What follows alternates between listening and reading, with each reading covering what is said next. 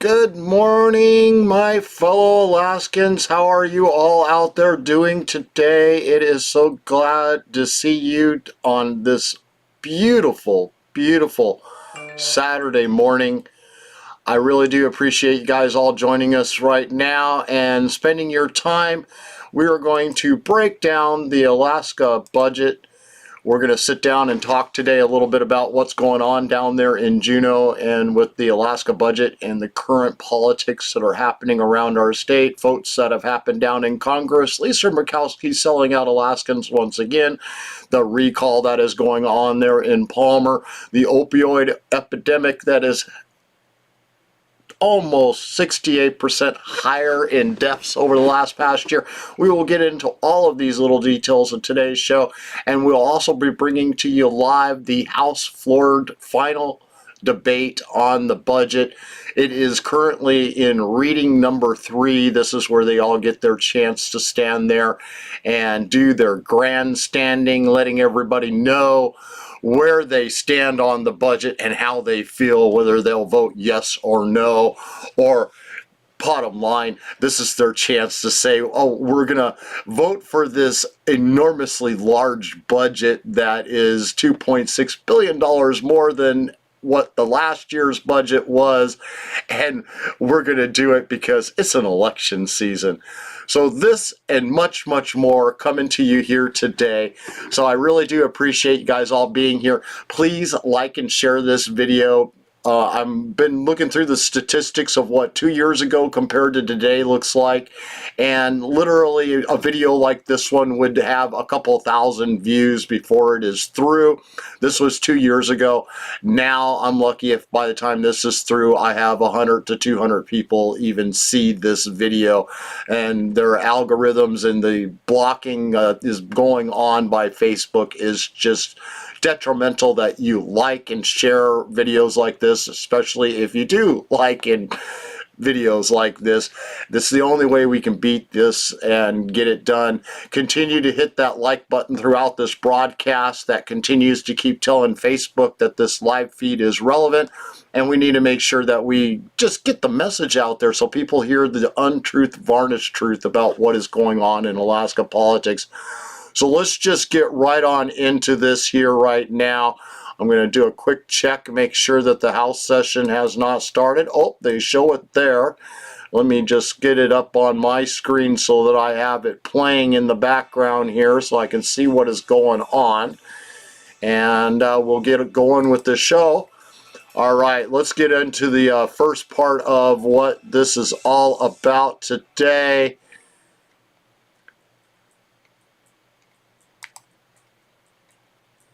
Flipping screens here.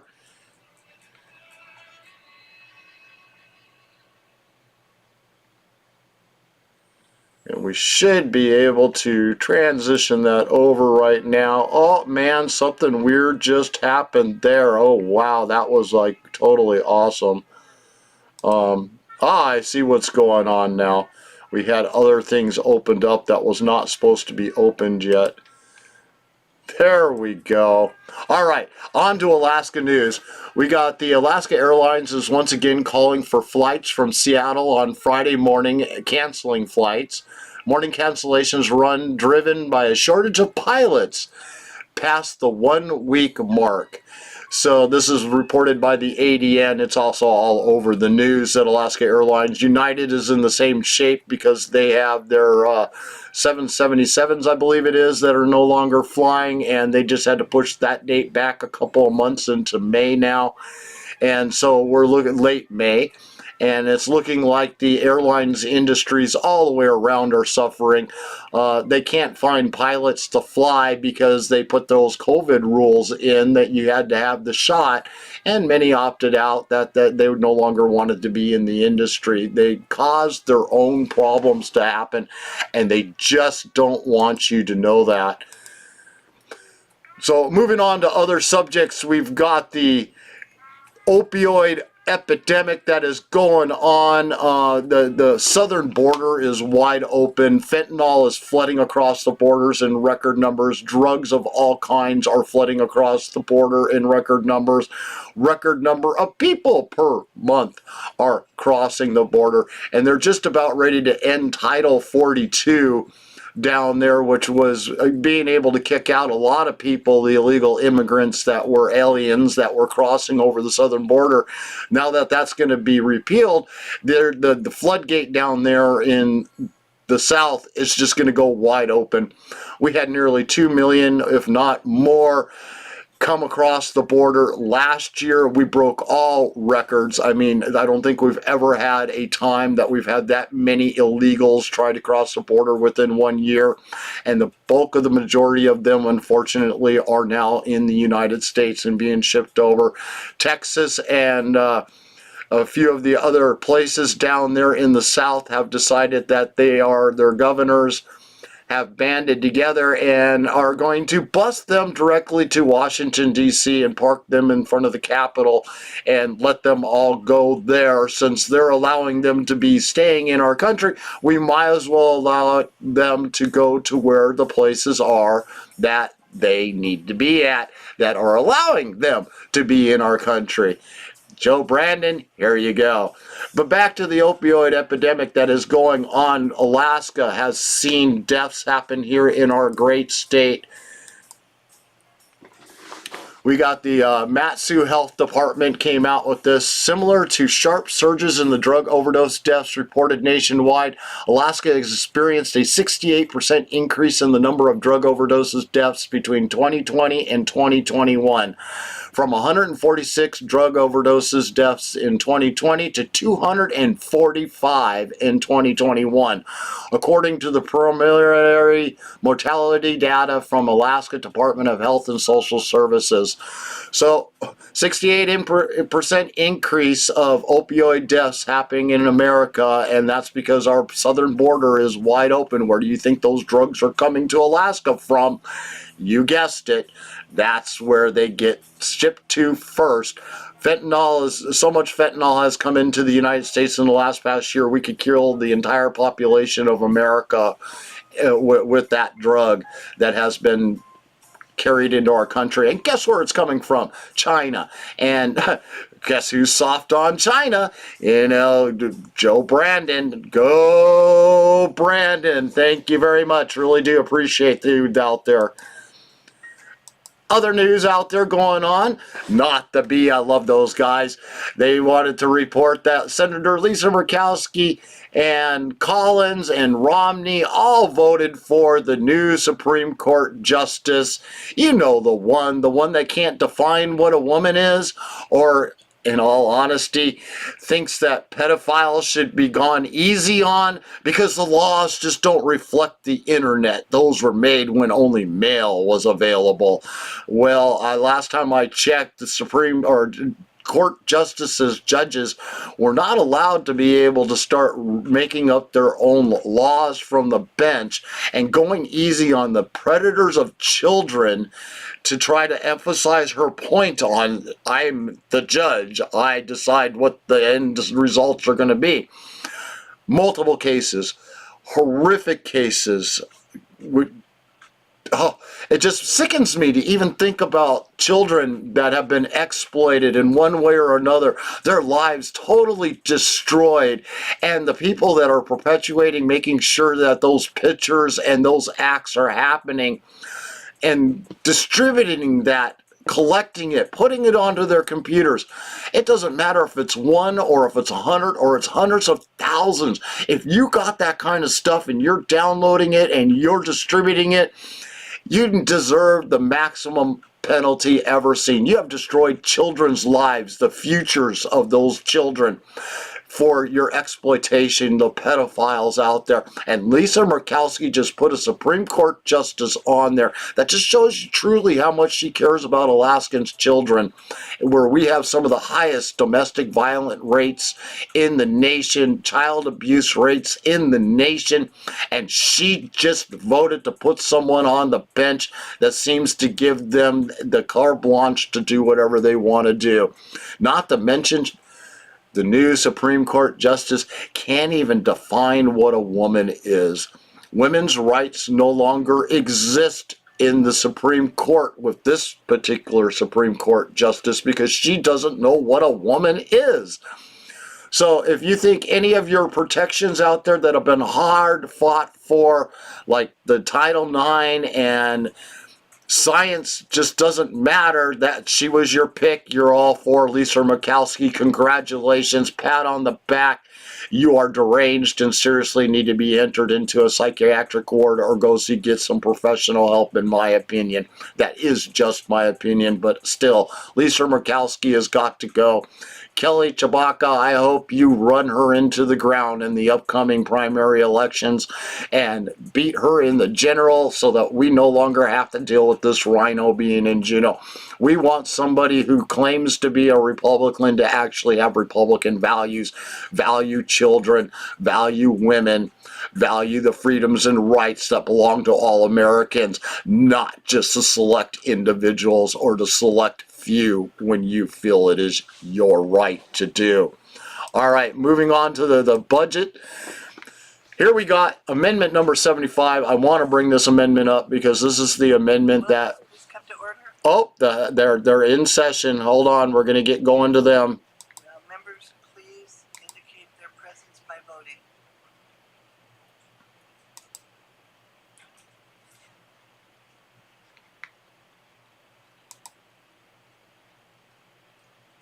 A city member failed to vote. Will the clerk please tally for? 39 members present. With 39 members present. Uh-oh, something's coming up that's not supposed to be up. Good morning, Madam Speaker. I move and ask unanimous consent that Representative McKay be excused from the call of the House today. Hearing no objection, member has been excused. Leading the invocation today is Reverend Gordon Blue of the Holy Trinity. Oh, there we go. Will members please rise? Thank you, Madam Speaker, and members and staff.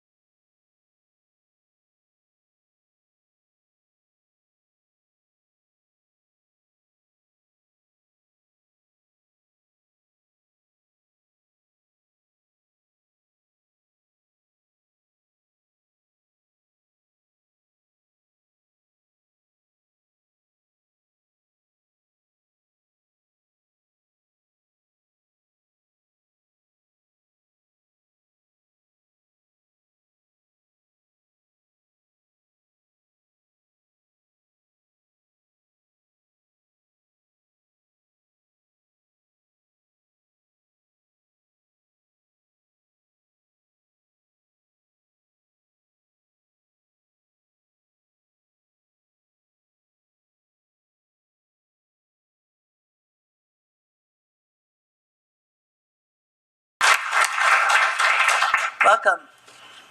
Representative Sponholz. Thank you, Speaker. I too am going to poach from the member from District 17, and you understand why. In the Taylor Gallery behind us is my mom, Ann Sponholz, former member of this body, briefly in 1989. She came down for the portrait unveiling for the Betty Davis portrait last night in room 106, and it was really special for me to have her there. Betty was an important part of our lives, but of course, there's nobody more important to one's life than one's mom. My mom was a pretty amazing lady. She came to Alaska seeking adventure and a new way of life. Originally from Massachusetts, she came here and she lived in the Nebezda area in a one-room dry log cabin, which is where I was born. She always reminds me my first real solid food was salmon, was that summer salmon. And she's done a lot of remarkable things, and she did those all in a really independent way, like a lot of Alaskans who came here. She didn't have a family support, and so everything she did in her life, she did because she had vision and drive. And she knew there could be a better way. She knew she could raise an amazing family of 4 children, all of whom are successful and accomplished, 3 of whom live in our beautiful state.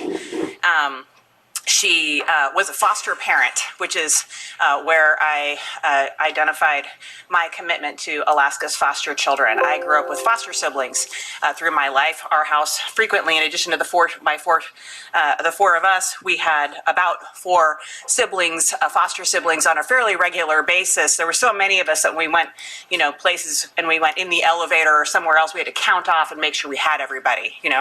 I was always number 1 because I was the oldest, so that was lucky for me.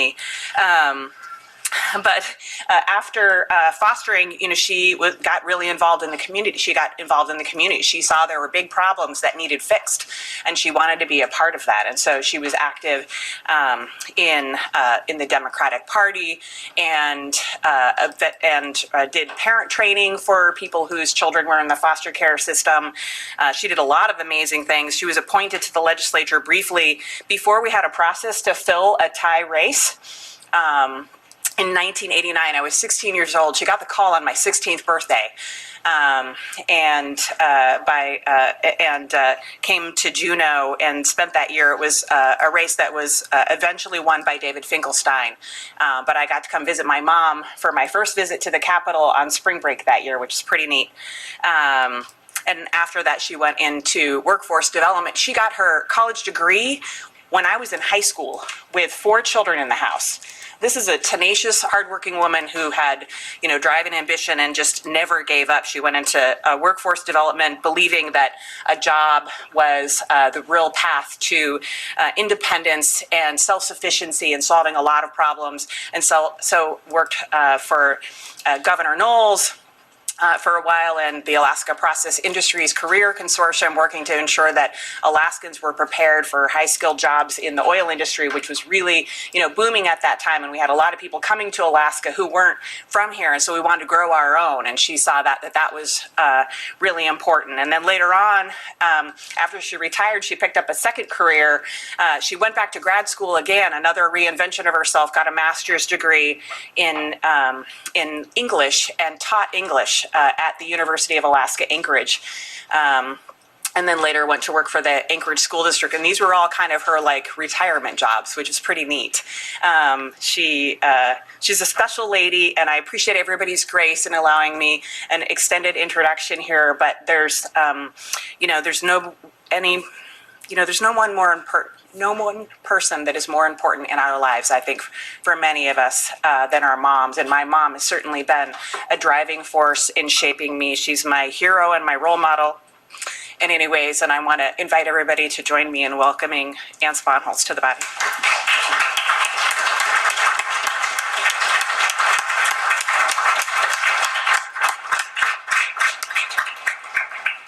Representative Sponholz, as a former member of this body, we would like to offer you the privilege of the floor.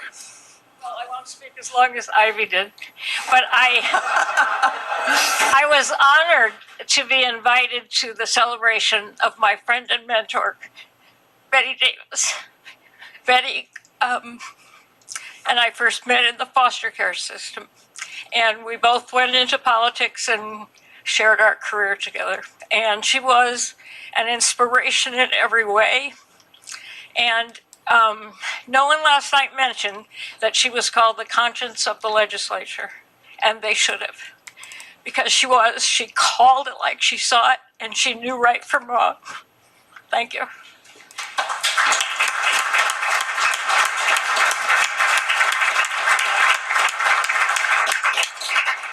Thank you and welcome. Representative McCarty. Thank you, Madam Speaker. I'd like to introduce in the Taylor Gallery Eugene Hanyoshi Harnett. So Eugene is an aide to me and an amazing person, just that, and his wife who loaned Eugene to us here in the Capitol while she's working or up there in Anchorage. And so she's down to visit him and to go on a tour of our area of Juneau, which is, rumor has it, is really sunny today. And so they're going to have a great time, so welcome them.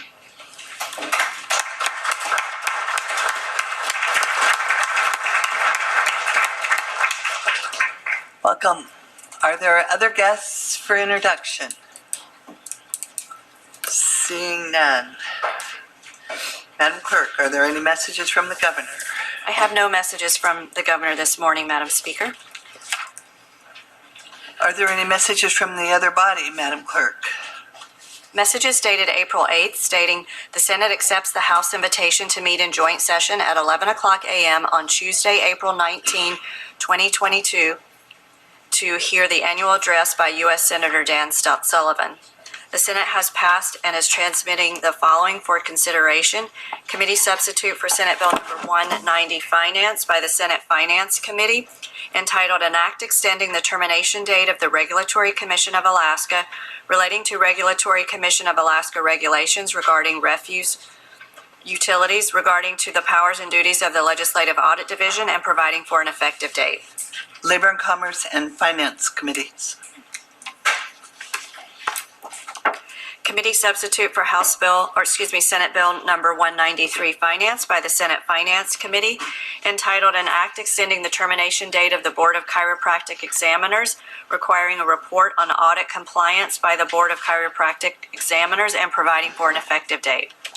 Labor and Commerce and Finance Committee. Senate Bill number 222 by Senator Gray Jackson, entitled An Act Extending the Termination Date of the State Physical Therapy and Occupational Therapy Board, and providing for an effective date. Finance Committee. I have no further messages from the other body. Thank you, Madam Clerk. Are there any communications? I have no communications this morning. Madam Clerk, are there any reports of standing committees?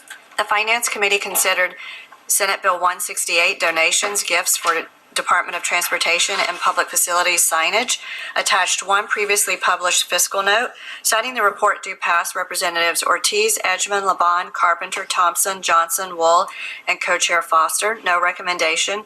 Josephson and Co-Chair Merrick. The bill has no further referral, and I have no further reports of standing committees. Thank you, Madam Clerk. Are there any reports of special committees? I have no reports of special committees. Briefities.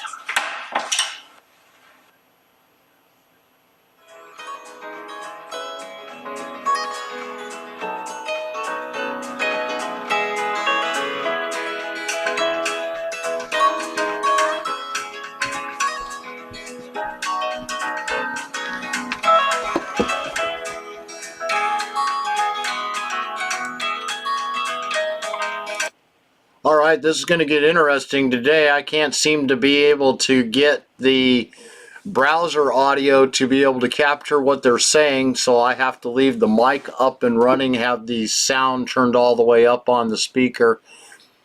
Yep, there goes the gavel. Please come back to order.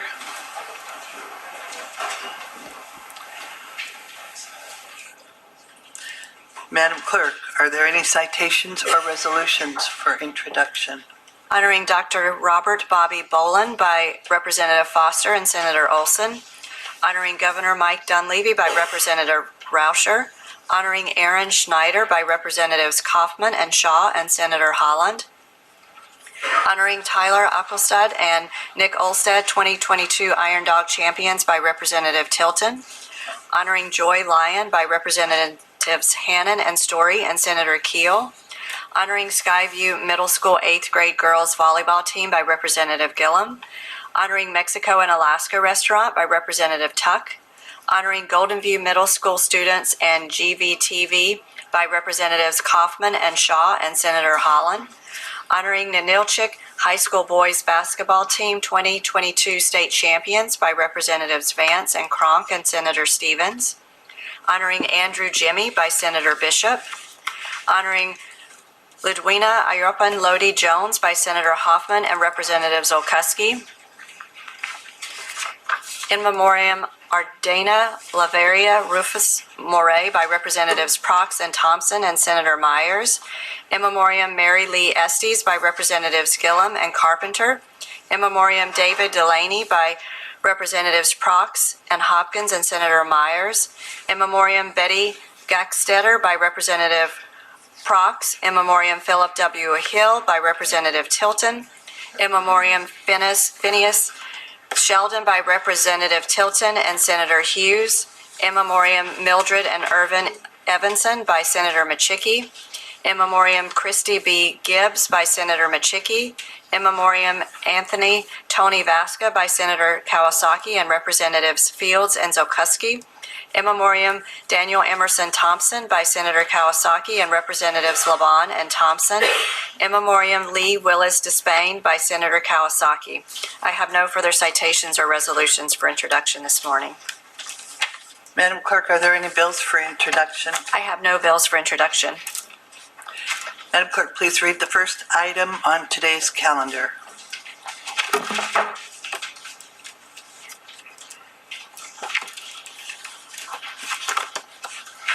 Committee substitute for House Bill 281, Finance, amended by the House Finance Committee, entitled An Act Making Appropriations for the Operating and Loan Program Expenses of State Government and for Certain Programs, Capitalizing Funds, Amending Appropriations, Making Capital Appropriations, Supplemental Appropriations, and Reappropriations, Making Appropriations under Article 9, Section 17C Constitution of the State of Alaska from the Constitutional Budget Reserve Fund and providing for an effective date. The bill is in third reading. Representative Foster. Madam Speaker, do we need to move the bill first? No. No. Okay, thank you. Thank you, Madam Speaker. After incorporating the floor amendments that were adopted by this body, the budget before us has some common themes and notable items. These include education, energy relief, public safety, and resource development.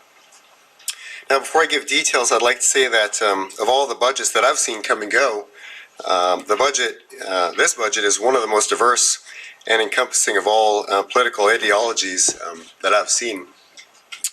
While nobody is going to be completely happy with the budget before us, I think nearly all of us can identify major items that are important.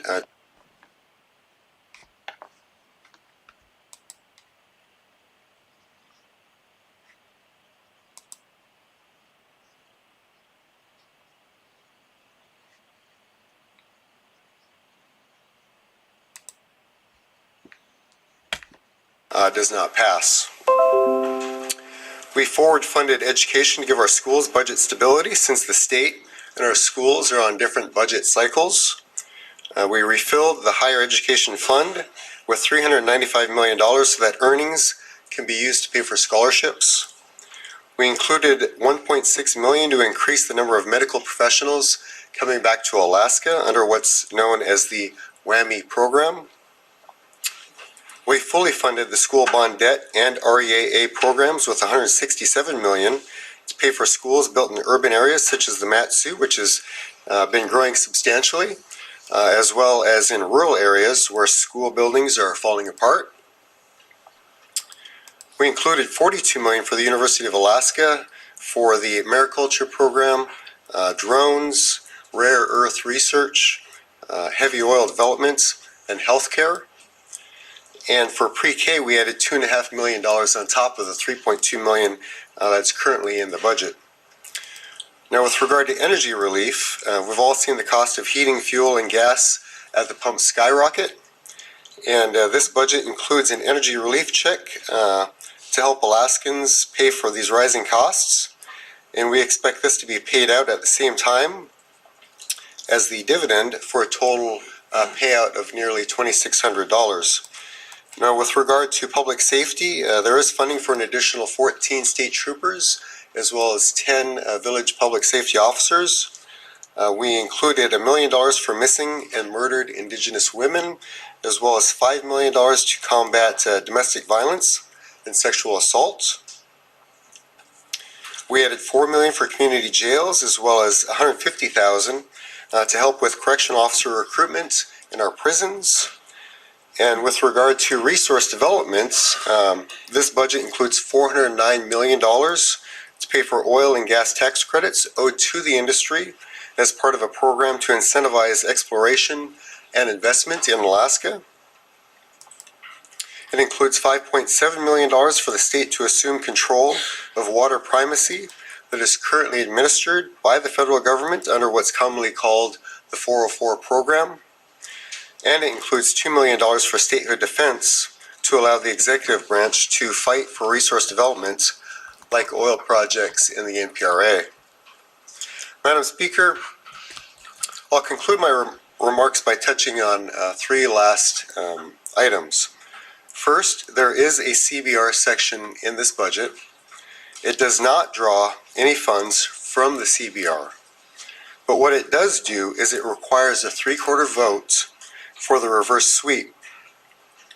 And without that, we will lose the investment earnings on those funds. Second, with regard to the Alaska Marine Highway System, we appropriated $82 million in federal infrastructure funds. This frees up state funds that can be used to create a Marine Highway Endowment Fund. And third, with regard to savings, we put $2.2 billion into the SBR account. We recognize that projected oil prices may not be realized. We may experience natural disasters, and we are likely to see rainy days in the future. This $2.2 billion will provide a cushion to help manage future challenges. And so with that, Madam Speaker, these are the highlights, and I am happy to answer any questions. Thank you. Thank you. Is there further discussion on House Bill 281?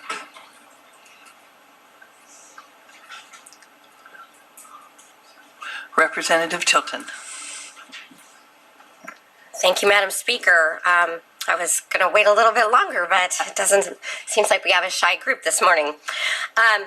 Madam Speaker, what is in the budget is the things that the Co-Chair of Finance just set before us. The $1.2 billion for forward funding for education is a nice thing to have, but not a necessary thing to have. The contingency language for the $57 million paid outside the BSA, which my understanding is that those dollars paid outside the BSA don't necessarily go to the classroom. As a matter of fact, Madam Speaker, I would ask a question of every member here on the floor. Does anybody have any idea where the dollars that are paid outside of the BSA end up? Because what does inside the classroom mean to you? The Health and Social Services Department was divided during this session, but what we chose to do during this budget is to not take our responsibility as appropriators, and we are allowing money to be transferred by the department within appropriation lines, therefore not allowing for the transparency that all Alaskans should be able to enjoy. There's $2 million was added for statehood defense, but that was initially a $4 million request from the administration. That amount needs to be much higher, Madam Speaker. What most of us might not realize here on the floor is that just last week, there was an attempt to close 43 million acres of Alaskan land. There was a compromise, and the Federal Subsistence Board closed caribou and moose hunting on 7.3 million acres in northwest Alaska to non-locals. The closure was strictly political since there was no science followed, and the AGF&D's recommendation was not followed either. So this is another reminder why making defense and defending our sovereignty and our province statehood under ANILCA is a top priority. Clearly, the priority was not in this budget is not to protect Alaskans' resources and the state sovereignty from the federal government with their very thinly veiled anti-Alaska agenda. There was $1+ billion for inflation proofing, which moves those dollars from the earnings reserve into the corpus. That's not always a bad thing, Madam Speaker, to move the money out of the legislature's hands so that we do not have the ability to spend that money. But from my understanding, forward funding was already taken care of in a previous budget where we've put $4 billion into the corpus, and that was considered inflation proofing. And then last year we put another $4 billion into the corpus. So in my opinion, Madam Speaker, it's just a way to move the funds and another effort to make sure that the money's moved out and the dividends are not paid into the hands of Alaskans. There was an energy relief check, Madam Speaker, of $1,300 that is paid using your permanent fund application process. So therefore, I kind of have to ask myself, why don't we just do a permanent fund dividend the way that we have a statute on the books? This is just... You know, I've kind of wondered about this the whole time, and I would say that if we're going to help people with energy and energy relief, we all know that inflation is here and it is now, and that people are suffering now, and why would we want to wait to give people this money? Madam Speaker, there is a minimum PFD, or permanent fund dividend, that goes out to the people. That is a number that just a very few people decided on. It is not a statutory number. It does not follow a 50-50. It is just a number that sounded good to some folks and seemed like this might be good enough for the people.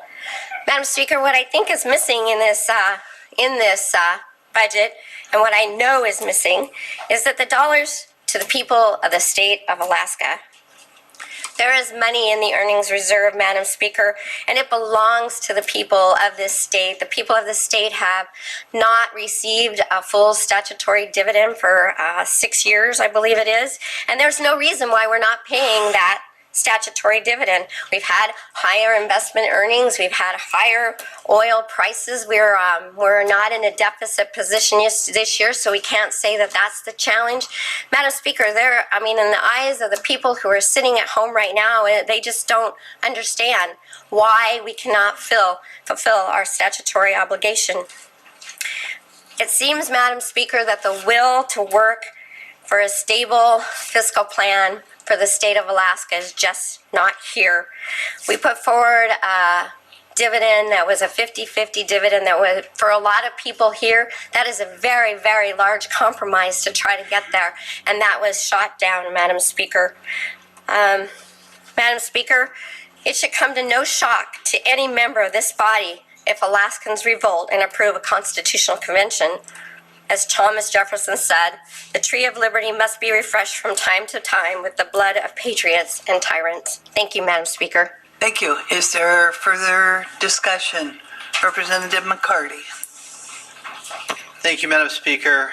I appreciate the fact that we're putting money into savings for the potential rainy day. It's been a bizarre 3 years here in the world, but in the state, earthquakes, COVID. Who knows what's going to happen next? And I'm not a doom and gloom individual, but holy smoke, this is amazing. So I appreciate that. Definitely believe that we need to put money into the CBR like we're constitutionally supposed to do. And the $1 billion was moved from the ERA into the corpus, I believe should have been moved into the CBR. I think of a time when I had a chance to go to South America. My friends went down there, and while they were down in Bolivia, that the pesos, you could buy 1,000,000 pesos for $100. And 2 days later, you could buy 1,000,000 pesos for $50. So the value of money is worth much less, or potentially worthless, is what is in hand. And we're not giving the people things in hand to live. I think of, we're very concerned as a body about domestic violence. And the hub of domestic violence is power and control. And one of the spokes of domestic violence is financial abuse. And I'm concerned that we are not taking care of our relatives, our fellow Alaskans, and that has the appearance of financial abuse in a domestic violence manner. And I think we need to rethink that to give back to our fellow Alaskans so that we're not looking like we're power control over them. Thank you. Thank you. Is there further discussion? Briefities.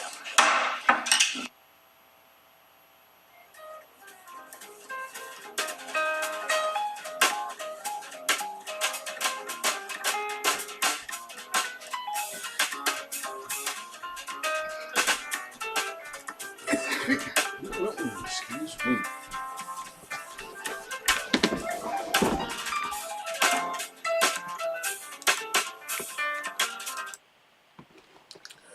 Man, they don't make this easy to be able to keep up with what they got going on down there. This is going to be nothing more than legislators standing up and grandstanding, saying why they don't agree with the budget. Nothing less than what we have heard over and over again, year after year. The rhino Republican minority there is going to stand up and say, oh man, this is such a grievance. You're not paying the PFD. Look at all this money you're funneling everywhere. Inflation proofing the corpus again, transferring forward funding K through 12 education to the tune of $1.2 billion more being taken out of the budget that isn't even supposed to be there in the first place. The disgusting acts that are going on down there in Juneau, the corruption is on full display. This is again the third reading, the final reading of the state and mental health budget happening down there in Juneau. Again, this is where they get to grandstand and stand up on their pedestals and say, look at me, look at me, look at what I have to say about the budget and why I'm against it, but take a look at everybody that votes for it. I mean, this is the only opportunity that they have right now to actually get a fiscal budget being passed, and all it would take is for 20 of them to vote no. If there's a total of 40 people there, 20 of them to vote no on this budget, and they would have to go back to the drawing board. And I believe that's what should be happening. I don't know why it shouldn't. The budget was supposed to be $4.8 billion. That was $400 million more than what last year's budget was. That's what the governor had proposed. Instead of spending that $4.8 billion only, when the spring forecast for tax revenue came through the door, they found themselves with a $3.5 billion windfall above and beyond what they needed to be able to pay that $4.8 billion budget that was proposed. So they went on a spending spree. And boy, did they go on a spending spree. We're talking about giving the judicial branch bonuses to their paychecks of around tune of almost $20 million to all the different places that are getting it, not just the judicial, but all the different government or paid for organizations out there are all getting bonuses for doing their job, for not missing a single paycheck during the entire pandemic. And they can't give us our statutory PFD, those that are truly suffering, that have missed paychecks, have had our businesses closed down, are financially just been destroyed and just trying to pick up the pieces. Most of us are a car breaking down away from being financially bankrupt and unable to pay their bills anymore. Some of us have been there for a long time in the bankrupt area, not being able to pay their bills anymore. Hyperinflation is through the roof. We're watching consumers' goods have increased on an average 10% out there. And I'm talking about consumer goods as in your groceries you buy at the grocery store to keep your family fed. These are the kind of things that they're working hard there in Juneau right now to get put into place, excuse me. And I just don't understand how the greed down there that they could go and spend $7 billion, $2.6 billion more than what was spent last year's budget. And it just really makes me shake my head, the greed and entitlement going on down there in Juneau. It just can't fathom it. It's astounding watching it happen down there. What are we going to do in the future? I mean, the legislators, the Republicans that had all the amendments here the last few days, those amendments got tabled, a good chunk of them. A lot of them were issues that we wanted to have addressed, and the only time to be able to get it heard publicly was going to be right now in this room. But instead of doing that, the Republican minority said, oh, we don't want to draw out the process. We're going to get along to play along. We don't care what our constituents' concerns were, the people that voted us into office's concerns were, that wanted addressed. We know we're not going to get them voted through. We know they're not going to pass. What's the point of even having them heard in the first place? Have you ever heard a Democrat say that? Have you ever heard a Democrat come out and outright say, oh, well, we know it's not going to pass, so we're just not even going to address it. We're not even going to raise the concern. We're not even going to openly, publicly make sure that it gets addressed. No, you never hear that. In fact, you watch those kind of things happen year after year after year. Garen Tarb, one of her amendments that she brought up yesterday, I believe, one of her amendments totally would never, ever, ever fly in the legislative body down there. I mean, even the Democrats were voting against that one, and the Rhino Republicans were voting against that amendment that she had. But guess what? Every single year she brings that amendment to the floor. Every single year she addresses it when the amendments for the budget process are happening. Republicans, on the other hand, they're cowards. They're chickens. The ones that call themselves conservatives. I mean, I have respect for Democrats in the fact that they don't care. That they're going to get their way no matter what, and they're going to make sure you hear their voices no matter what. Republicans, on the other hand, once they figure out, or they think they've got it figured out, they say, oh, well, they just won't get the votes. Why bother? They shut their traps. They don't address the issues that concern the majority of Americans, the majority of Alaskans, and they silenced our voices down there. Kevin McCabe, Ben Carpenter were the main instigators. They're the ones, if you go to their pages on Facebook right now, you'll find a post on Kevin McCabe's trying to explain away why they tabled all of those amendments and why they weren't being voted on. They think that this is a game to be played consistently and constantly down there, that they're losing. They don't know how to play the game. The Democrats do. And you can see it very clearly. Why are we seeing a reduced PFD that's a fictitious number that's been pulled out of the air? Why are we seeing that? Because Republicans are too much cowards to actually point out the truth. Name me one person down there in Juneau that talked about the $3.5 billion surplus, the tax revenue surplus that was reported for the fall forecast or spring forecast. That spring forecast, the governor came out and announced, then they don't want to talk about it because they're more than happy to be spending that money right along with the rest of them down there in Juneau. If these truly conservative Republicans were conservative like they said, oh, they're back.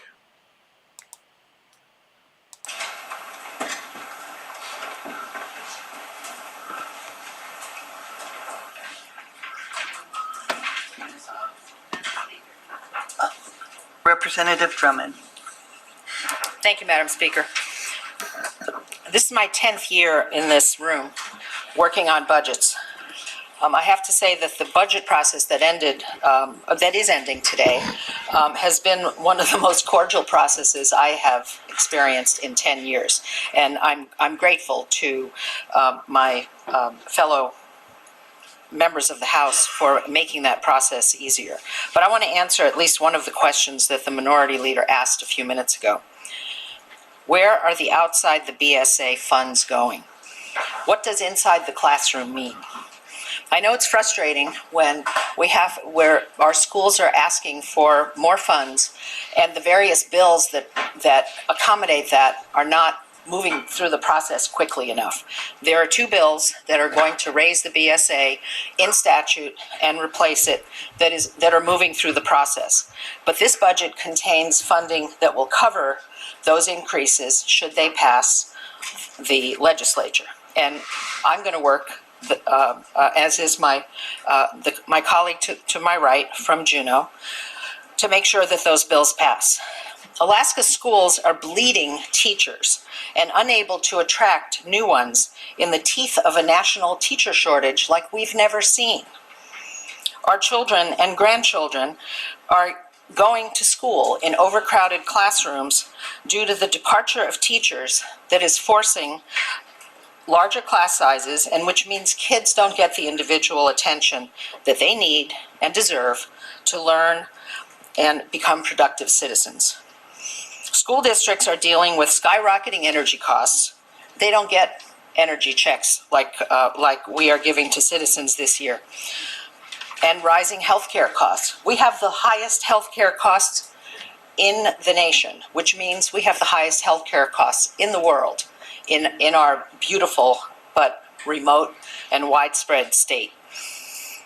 School districts have to pay these costs for their employees. It's part of their contracts. Everybody knows how that works. Everybody knows that a lot of healthcare costs come out of your own pocket, but there's a limit to how that operates in a large group employment situation. School districts as well have to maintain and repair buildings in order to provide safe and warm places for their kids to go to school all over the state. School districts are incredibly people intensive. There used to be a requirement under the foundation formula that schools apply 70% of their funding to the classroom, as the minority leader asked. It turns out that a lot of school districts were unable to meet that mandate because of the high costs of energy and maintenance and other costs in the district, and that was dispensed with. However, our larger school districts with the efficiencies of scale are able to keep 70 to 80% of their budgets going into classroom and classroom support so that our kids can have a good education. Not adequate. I hate the word adequate. It sounds inadequate. So I'm not going to talk about getting an adequate education. I want our kids to be well educated in the areas that will bring them the skills to be productive citizens. When the flat funding of the BSA since 2017 is under the pressure of inflation and rising fixed costs that must be paid, the only place left to cut is people. Teachers, support staff, administrative staff. I know that my school district has cut administrative staff to the bone. And you can't cut beyond that. You've got to have support staff to pay salaries, to deal with healthcare issues, to maintain buildings. Anchorage has 90 school buildings. That's a major investment, and to be perfectly honest, their maintenance funding has not increased since I was a school board member in the 90s. They've always had $25 million of their very large budget committed to maintenance, and it hasn't increased. I asked the CFO when he was in my office a few weeks ago how much funding is in the Anchorage School District's budget for their 90 buildings for general maintenance, and it's still $25 million. Hence, more of our kids and grandkids have fewer teachers and less attention to their needs. And teachers have to focus on crowd management rather than instruction. This is an unacceptable situation, and I'm grateful that we have money outside the BSA for when those bills pass and get funded, and that funding stays inside the formula and able to be directed into the classroom. It's more difficult to use it to to fund teachers if it's outside the formula, because schools don't know if that funding is going to return year after year. Hence the reason for increasing the BSA, which hasn't been increased since 2017. I hope you will support this entire budget because it contains good things for kids and will allow our school districts to attract and retain teachers, which we so desperately need. Thank you very much, Madam Speaker. Thank you. Is there further debate? Representative Prox. Thank you, Madam Speaker. I'm afraid I cannot support this budget on a very large scale. What this budget does is takes away choice. Takes away choice from the hundreds of thousands of Alaskans that would otherwise be able to make decisions on their own for what they feel is important, and those collective decisions end up in what amounts to the most progress for society at large. It takes it away from those people. That is money that really belongs to them. It doesn't belong to the state. And it puts in the hands of a very few people, us, a small part of Alaska, that are unfortunately too interested in special interest groups, and the choice of the people is replaced by frustration. And this is a long-term disturbing trend.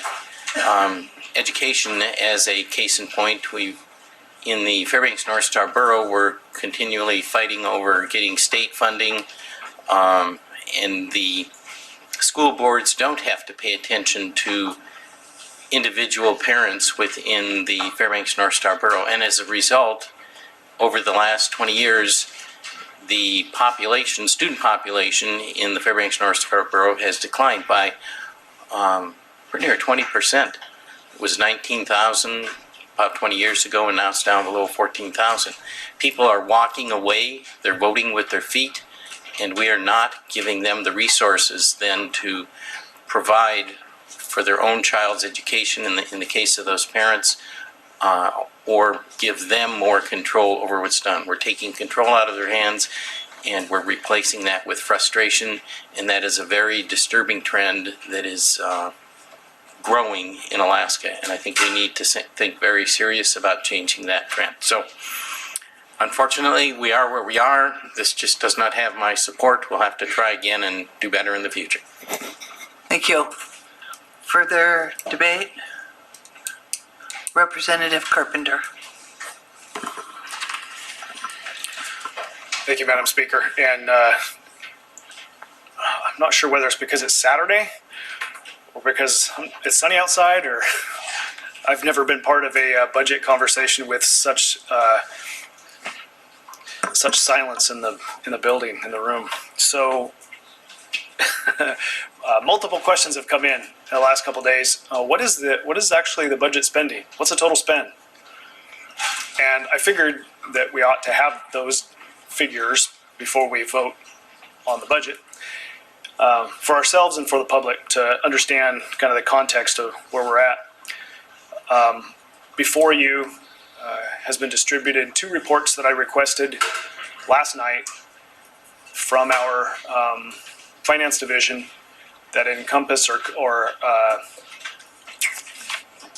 encompass everything that we have done thus far, House Finance to what was done on the floor during the amendment process. You have 2 separate reports. One of them is UGF only, and the other one is total spend, which is all of our different revenue sources.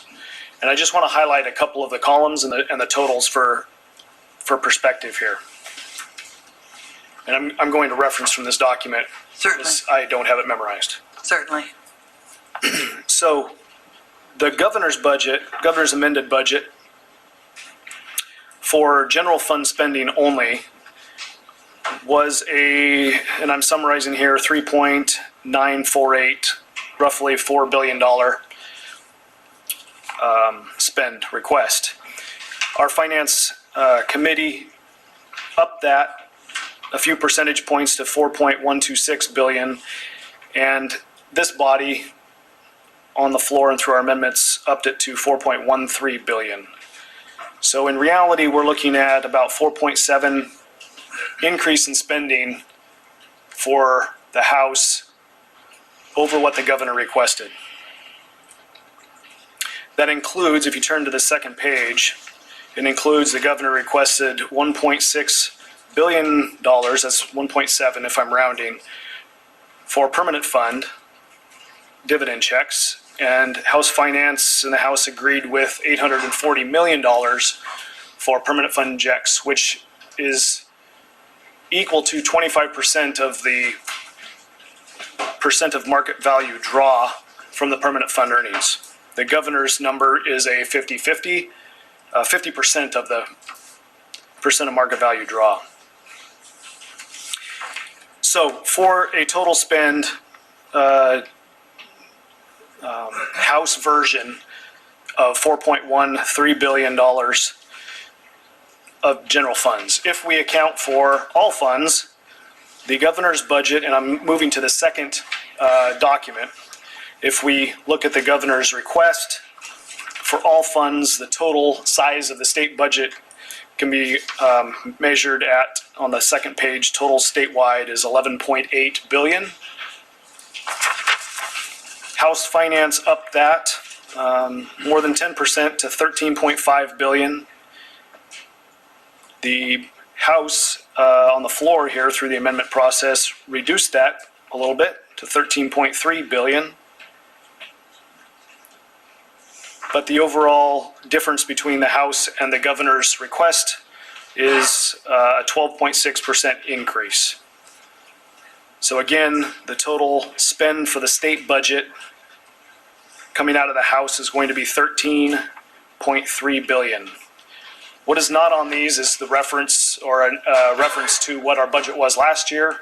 I'll leave that to your memories or to the public to search, do some research and find that out. This report did not cover that. I would like to make a correction to what I heard earlier from the one of the finance co-chairs regarding investment earnings if the sweep doesn't happen. We've got a number of accounts. You got a document on your desk that details the dollar figures in the accounts that would be swept by the constitutionally required sweep. The comment was that we would lose those investment earnings. And that simply is not true. Losing them would mean we would no longer have them to spend or to use or to invest and grow. They aren't lost. A sweep occurs because the Constitution says we have an obligation to pay back the money that we spent out of the budget reserve fund. And those funds would be moved into that constitutional budget reserve. Those funds are still there. They do draw less interest or earn less interest than some of the other funds, but that is because it's a savings account for a rainy day, not a investment earnings account. Those funds are still able to be spent by the legislature if we have a reduction in revenue that requires additional spending. I guess I want to close. I don't disagree with some of the other members that have talked about this budget being an easy process. It is an easy process when there's plenty of money to go around.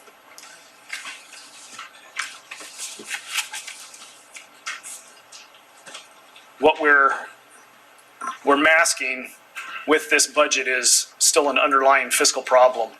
That when the price of oil drops again, we have set a new standard for what state spending ought to be. And it's a higher standard. It's a higher level. It makes the conversation more difficult next year or the year after when the price of oil goes back down. And it likely will go back down. And so we will have a much starker conversation the next time go around when prices are down and revenue's down because we haven't fundamentally addressed the fiscal problem that we have, the structural problem that we have. I'm hoping that we do that, this legislature. We provided some recommendations from the Fiscal Policy Working Group that was an agreement that we made to prevent a government shutdown during the last year's budget. It's off topic for this budget. I'm not going to go down that road, but just to point out that the underlying structural imbalance that's being masked by our current budget is not, we're not solving that with this budget. We're just funding the things that we want to fund. I think the people need to realize that we're making a policy call with this budget. The governor made a policy call with his budget in regards to the permanent fund earnings. He has been very staunch in the past. We all know this. It's on the public record that a statutory dividend is what is on the books and should be followed. His policy call was to compromise and pay a 50% of the permanent fund POMV. We have made a policy call that 50% is too much and 25% is the amount that needs to be paid. That's what this budget reflects. We have added what amounts to a second 25% and called it an energy relief payment, which is boggles my mind. I'm not exactly sure why, this is rhetoric or semantics if we're paying the same amount as a 50-50 split, but we don't want to call it a 50-50 split. I guess we ought to ask the question why that would be. So I'm not in support of a budget that's making a policy call that 50% of the permanent fund is inappropriate to be paid out in dividends. That also feeds into a conversation next year that says, hey, we've got precedent for only paying 25% of our permanent fund, our percent of market value to dividends. And I don't think that that's what most Alaskans want to see from their budget. So I won't be in support of this budget. Thank you. Thank you. Representative Kaufman. Thank you, Madam Speaker. I'll be a no vote on this budget. And the reason for my no vote is that this budget, like those that have come before it, are the product of a system that really needs reform. We've been making decisions based upon political arguments when we really need to be having performance management arguments about how to deliver optimal value from the money that we spend. And, those in this room know that this is, not a new thought for me. It's kind of a drum I beat on, but there's a reason. So the form of discussion that we generally have here, and as I've had with those who have come to my office to ask for more money for their programs, is that there's two basic equations. There's those mostly on the left that say we need to throw more money at our problems. And there's those on the right that are getting so fed up with the systems that they don't believe in or don't trust that they want to walk away, cash out and walk away. What we have to find is some middle ground where we can work together to improve our management processes, drive more performance out of the programs, and get better assurance out of the capital projects that we fund, that we're not just creating money pits. Basically, we just need to tighten up, do it together. The fiscal plans that we've been talking about of having a more comprehensive view, that will help with much of that. Better spending controls, but better process management controls so that every line item that we have in our budget is definably linked to a performance improvement plan. Then our budgeting discussion won't be around whether or not we're going to fund or increase funding for status quo performance. It will start to become whether or not we're actually managing performance, we're driving continuous improvement. And through that, I believe that we can start to close some of the gaps on support for these programs, which many of them, we need them, but I would suggest that we need them to perform more effectively, more efficiently, deliver better value, and I really believe that we can do that with just a few changes to how we manage around here. Thank you very much. Thank you. Representative Kirka. Thank you, Madam Speaker. I don't have a whole lot to say, so I'll keep it short. We've been blessed, so blessed, with extraordinary oil wealth in the state. And our state government's seen a lot of money come in over the last 20 years or so. And over the last 15 or so years, we've substantially increased the size and scope of state government. And as I travel around Alaska, I've heard this continually, this frustration from Alaskans that instead of building Alaska, we have built state government with that increase in wealth. Madam Speaker, this budget continues that trend. And now, to continue that trend, we are taking Alaskans PFD to do that. I'm an emphatic no. Thank you. Representative Josephson. Thank you, Madam Speaker. I wanted to just respond to some comments on the floor about budget growth. I would note that the governor's year-over-year increases in the budget were in the range of $78 million. So the governor, who's a conservative on spending, for sure, saw the wisdom in increasing the budget because it's been so restrained in the past few years. The member from Nikiski noted a growth in the budget of 12%, highlighted the increase of 1.5 billion, but the budget reflects that 1.2 billion of that is forward funding of education. And just as the member, who I have great respect for, noted that money that goes in the CBR is not lost, it's in the CBR. Money that goes to forward funding of K through 12 certainly is not lost. In fact, it reflects our desire to provide some stability and to encourage school districts to write their budgets with the confidence that that money will be there. Part of this growth is also oil tax credits in the hundreds of millions of dollars. That would be under total spend. And I did want to respond to the comment from the member from North Pole. He said the budget takes away choice. Of course, he was referring to the dividend. Sadly, this budget also takes away choice when it comes to the constitutional right to have control over a woman's medical health. And the only reason I note that, I know it's a hot item issue, but it takes away that choice as well. And so why would I support this? I support it because I look at it, first of all, I don't think that's constitutional, but I look at this budget in its totality. There are parts of this budget that I don't like. But as the co-chair from Nome noted, there's something in this for everybody. And I'm happy to deliver energy relief to my constituents. I'm happy to help the university. I'm happy to help the oil industry reap the benefit that it was guaranteed in 2006, 7, and 8, and again in 13 in the form of oil tax credits. And I'm happy to increase the expenditure for WWAMI. And the list goes on and on. There's lots of good in this budget. And, only a king or queen could write the exact budget that they want.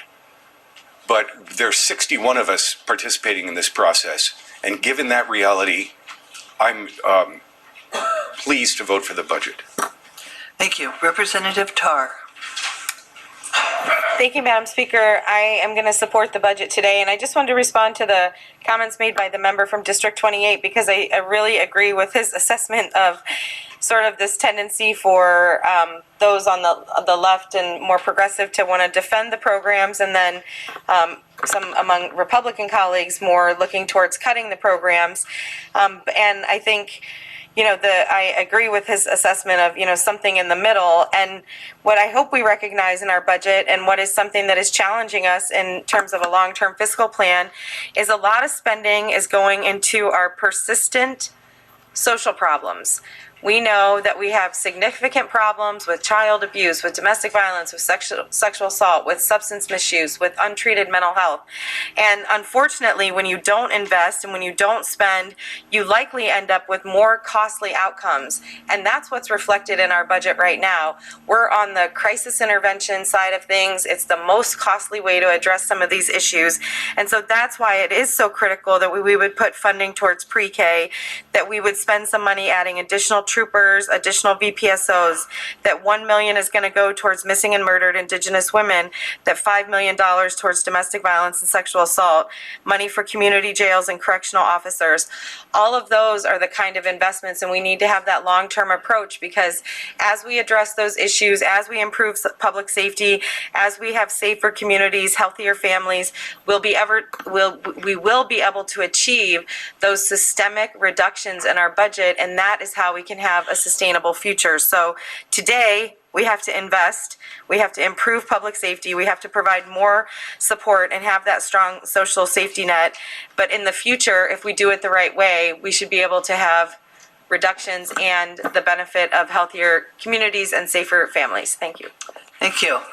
Representative Wool. Thank you, Madam Speaker. I just want to make a couple comments. I do support the budget, and actually the governor's budget that came out, I was pretty much in favor of that. I think we've improved it. To respond to some comments by the member from North Pole about education and population. Yes, our population has been fairly flat, but it is graying. It's getting older. That's a fact. So the population of working age people has been going down, and even though the population's flat. So everyone's getting a little older. That means they have less kids. That means there's less kids in school. If we want to bring more people into Alaska and have more people coming to Alaska, which has been on the decline, we need to have reasons for them to come here. Amongst others is a good education system, good schools, and good higher education. That attracts people. And people that come here to go to higher education tend to stay here. They raise families here and so on. So I do support the budget. I think the investments in both K-12 with the supplemental, which is conditional upon another bill not passing, which I hope the other bill does pass, and also the additions to the university, I think will be good for the economy and good for the state. We're adding new programs, mariculture, health. There's investments in College of Health. There's drones, rare earth minerals, heavy oil, and so on. Energy. These are good growth industries for Alaska. It'll attract people. Hopefully those people will stay, have families, and those kids will go to our schools. Thank you. Thank you. Representative Vance. Thank you, Madam Speaker. I agree with some of my previous colleagues that said that there are a lot of good things in this budget. I agree that there are. And when talking to my constituents about when the governor introduced his budget, I said, this is essentially a flatline budget, not really anything rock star. However, we will see a lot of changes towards the end, as we always do in the budget. But I think what we've discussed here, we've heard some differing views and perspectives on this budget, and I just wanted to highlight that in contrast with what I've heard from the people of my district last year and up into this point. And, we hear the saying that if you take a look at our checkbook, it highlights our priorities. And the areas that I heard most from the people in my district this last year was what you see reflected in our budget. The three largest budget items are healthcare, education, and the permanent fund dividend. What I heard from my people the most was wanting medical freedom, choice in medical freedom, and how we dealt with the pandemic and many other decisions that impact our healthcare budget. The other thing that I heard the need for is parents' choice in education. The fact is that Alaskan children are not getting the best education, and our parents are feeling that, they're seeing that, and they're struggling because they feel like their voice isn't being heard, and what this budget has done has perpetuated that same system. I voted to forward fund education because I believe that we should start looking to provide more assurity, but I also cannot ignore that our parents saying they want more options for their children's education to provide what's best for that individual child. And we simply haven't given that to them. The other area that I've heard is that people want their rightful dividend. Last year on the ballot, one of the catchphrases was fair, Alaskans fair share. Well, this budget certainly does not reflect anything near fair when 25% of the POMV goes to the people and 75% to government services.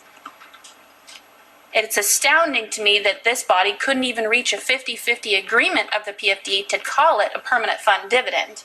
Instead, the energy relief check is still coming from the dividend fund, but somehow it's just not digestible to call it that. I'm a full statutory dividend person because of the principle of it. I don't care if that is $100, $1,000, or $5,000. I believe it belongs to the people, but this budget doesn't reflect that. There's still a lot of good things in the budget, but the three main areas that I've heard from my district is not being represented in this budget. I hope that we can get there someday. I agree with the colleague from Anchorage that said that we need to maximize the dollar and look at how we're managing our dollars and reach that performance goals, because I think that once we apply that in every area, education happens to be one that we're talking about, that we can address those energy costs that can bring the cost of education down to where we're focusing on what's happening in the classroom. I believe that we can focus on getting better performance and focusing on the children's needs. I think we can apply the same in healthcare and every other area of our budget. Unfortunately, this one isn't doing that. It does highlight what the priorities of this legislature are. And I hope that someday, and perhaps by the time the budget comes back to us, it can reflect the priorities of the people. But I can't support it at this time because I don't feel that it's doing that, Madam Speaker. Thank you. Representative Laban. Thank you, Madam Speaker. And I'm going to be a yes vote on this budget. And I would like to frame that decision in a number of different ways.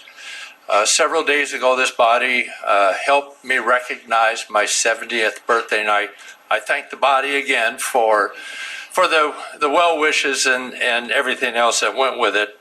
But I mentioned, Madam Speaker, that I have another anniversary coming up here very, very soon, and that is my 50th anniversary of arriving in Alaska. And Madam Speaker, so why do I bring that up? I bring it up because I arrived in Alaska to attend the University of Alaska before there was an Alaska pipeline, and several years before the vote was taken on the Alaska Permanent Fund to establish that endowment. Might also add, Madam Speaker, that for the first 8 years of my residency in Alaska, I paid a state income tax. Back to the Permanent Fund. Alaska voters by a 2-to-1 margin in 1976 voted to establish a legacy fund for generations to come. And today we're looking at north of $82 billion in the Alaska Permanent Fund. And that didn't happen by accident. That took effort of prior Alaskans, legislatures, governors, etc., to build that fund. And to me, that fund is a legacy for my grandchildren. And how do you protect that legacy for our children and grandchildren and their children and grandchildren? You protect it by protecting that fund and following a reasonable draw strategy. And comments are made about the 5% market value, Senate Bill 26. That was an effort to protect the fund. So here's the 3 questions that we have to answer, not just us today, but future legislatures, and that is, what's the level of state spending for whatever purpose you want to identify? What's the size of the PFD under whatever formula you want to attach it to? And do we need to go back to a broad-based tax, the same one I paid for my first 8 years in Alaska? Do you return to that? So people tell us to find a long-term fiscal plan for the state. You can't have that discussion without addressing those three issues. I'll repeat them. Government spending. We hear folks say, we need to cut government spending $1 billion. Okay, where do you cut it? Number two, the PFD needs to be 5,000 or 10,000. How do you fund it without overdrawing the earnings reserve and impairing the public endowment the Alaska Permanent Fund is, and disappointing those Alaskans back in 1976 that voted on protecting an endowment for future generations? And then third, what is our tax structure? We want to encourage private sector development. We want to encourage resource development. Do we double the tax on the oil industry to make up for it? I guess in summary, it's really this. How do you balance the financial future for the state by answering those three questions? And for any member just to focus on one part of those three questions, you're not having the total debate, and that's what needs to happen. Thank you, Madam Speaker. Thank you. Is there further discussion? Brief at ease.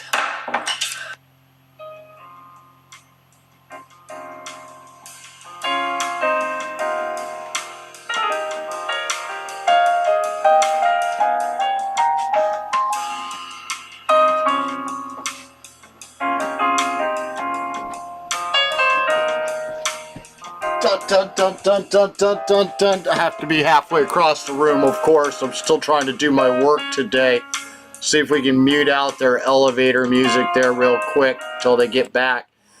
LeBon just literally, I'm floored. I'm not floored. You know, Johnson, Josephson, LeBon getting up on their soapboxes. LeBon saying, oh, look what happened back in 1996. Well, I remember the last time Alaskans actually got the vote on the PFD back in, I believe it was 98, 99, somewhere in that area when Sarah Palin was around. I believe that was in that genre of time. And the oil prices had tanked, and they were talking about using the money from the PFD to help pay for government, and they actually let us vote on it. It was over 80% of Alaskans rejected them using the permanent fund dividend to pay for government then. And now here we are now, LeBon bringing up, well, back in 1976, when the crafters first made the permanent fund dividend. Well, what happened in 1980 when the Permanent Fund Corporation was distributing out the first PFDs, the discussions that were then, what Hammond had to say about the permanent fund dividend, and how we Alaskans, you and me, those that are watching right now, are the protectors of that fund, and we must stand up for our protections of our rights to our mineral wealth that is in Alaska. That is our fair share for what we do not own underneath our own land. This theft down there needs to stop. I mean, if they were to follow the law and not even put the permanent fund dividend into the general fund budget like they've done the last 6 years, now year number 7, that budget would be nowhere close to where they're at this point in time. Looks like she just gavelled back in, possibly. Yep, she did.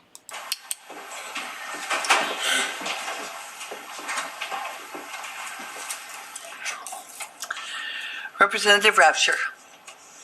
Hey, thank you, Madam Speaker. I appreciate it. I just listened to the discussions about the budget, and there's something for everyone in this budget. I agree.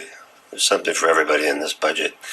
I also agree there are things in this budget which I really like, but I have to say that I can't wholly support the budget, and I want to tell you why.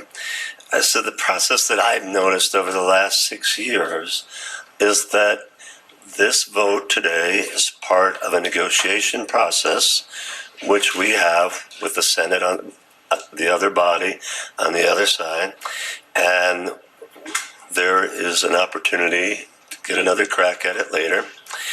And I believe if I am to voice my vote, that is part of the negotiation process. If we all agree over here that this is the perfect budget, well, then they believe over there that we all agree this is the perfect budget.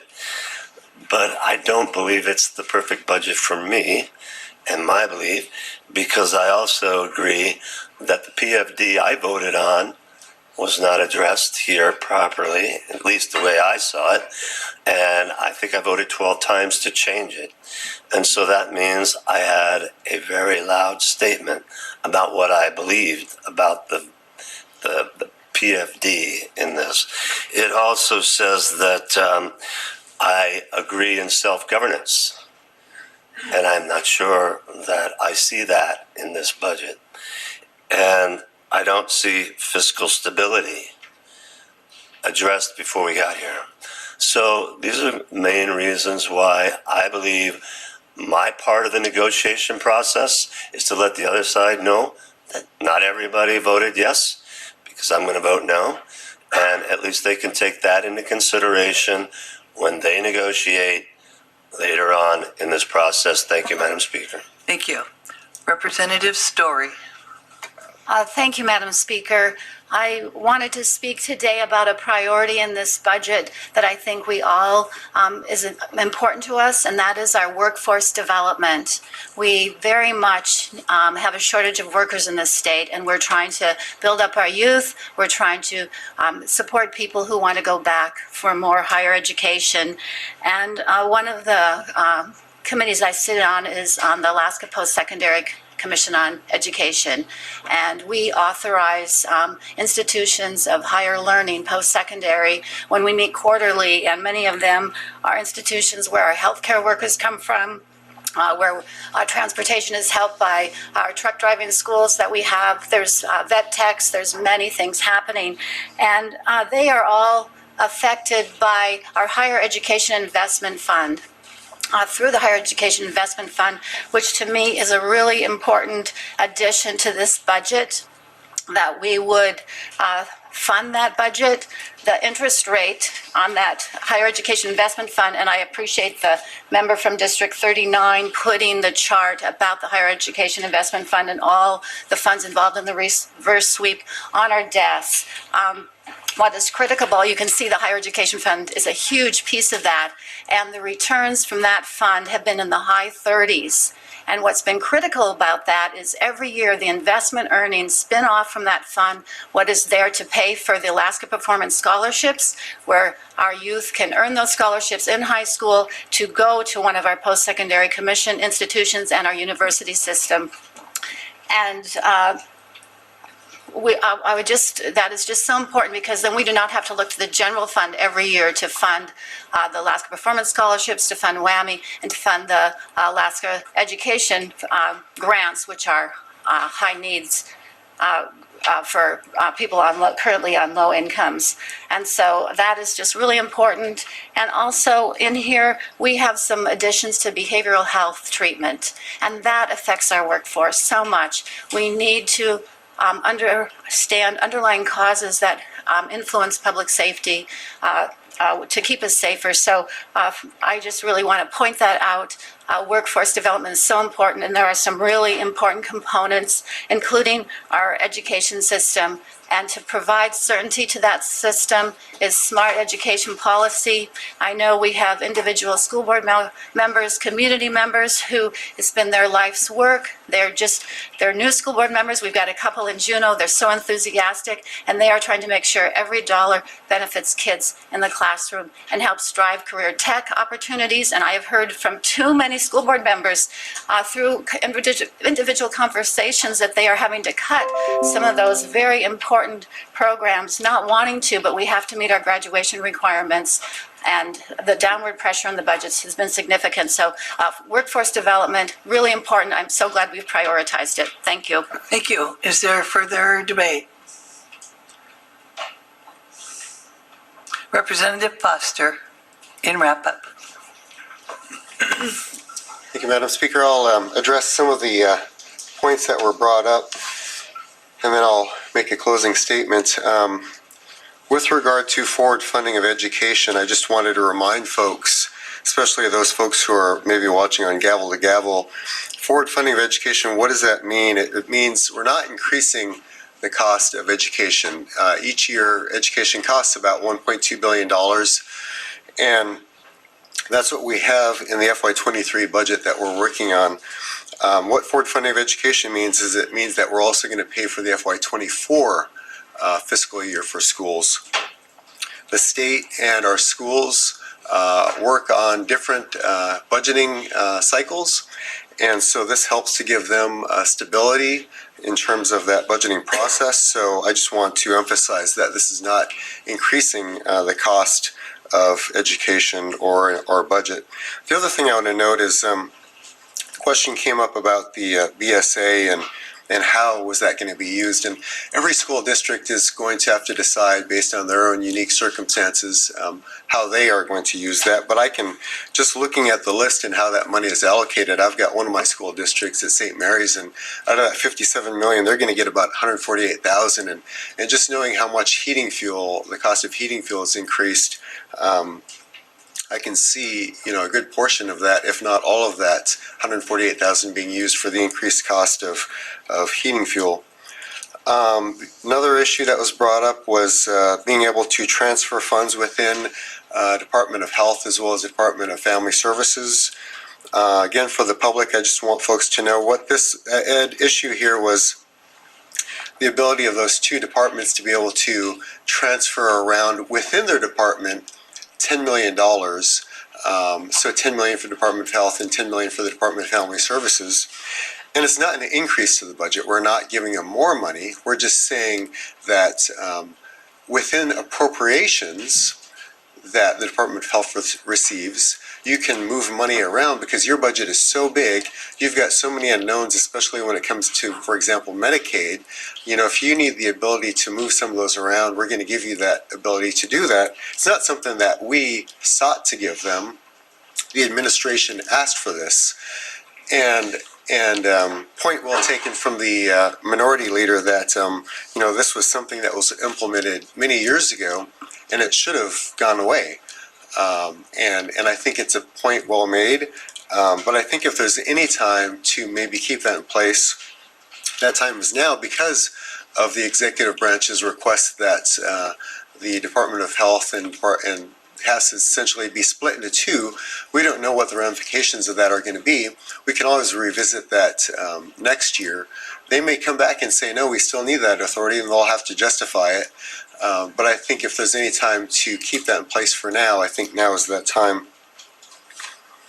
With regard to statehood defense, another comment was made that the administration had requested $4 million, and that was reduced down to $2 million, and maybe that wasn't, a reflection of a priority for resource development. And I just want to say a little bit of history on that.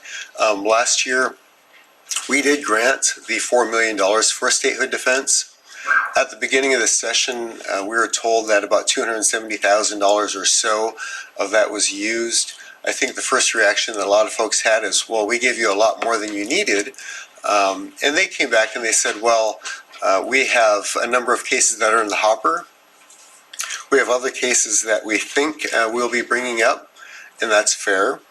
And so they're going to need more money. And I said, well, would $2 million do for now?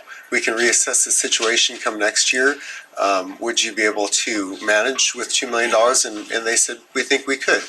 So I think that was, one of the reasons why we did that. I also want to mention that, resource development in this budget, I think, is a priority because it's not just statehood defense, but as we mentioned earlier, the water primacy and assuming control of our waters from the federal government by adding $5.8 million between both water primacy and RCRA. There's that, and that's 28 positions that we're going to be adding to state government in support of resource development. And then you also have the oil tax credits that we funded, and I'm going to maybe touch on that more later in terms of breaking down the numbers, but we fully paid for those as well. I'll move on to the next issue here. One moment. Inflation proofing. There's been some debate about inflation proofing and why are we moving $1 billion from the earnings reserve account, the ERA, over to the corpus, permanent fund corpus. And I'd like to start by saying that inflation proofing, I think it just makes good business sense. It's not just that our sovereign wealth fund does that, but you see that in a lot of other funds as well. I think we usually do it, and yes, the assertion was made that we did make a large, essentially down payment that forward funded that a few years ago. But I certainly don't think it hurts to do the normal payment that we would normally do this year for a few reasons. First of all, it protects the permanent fund,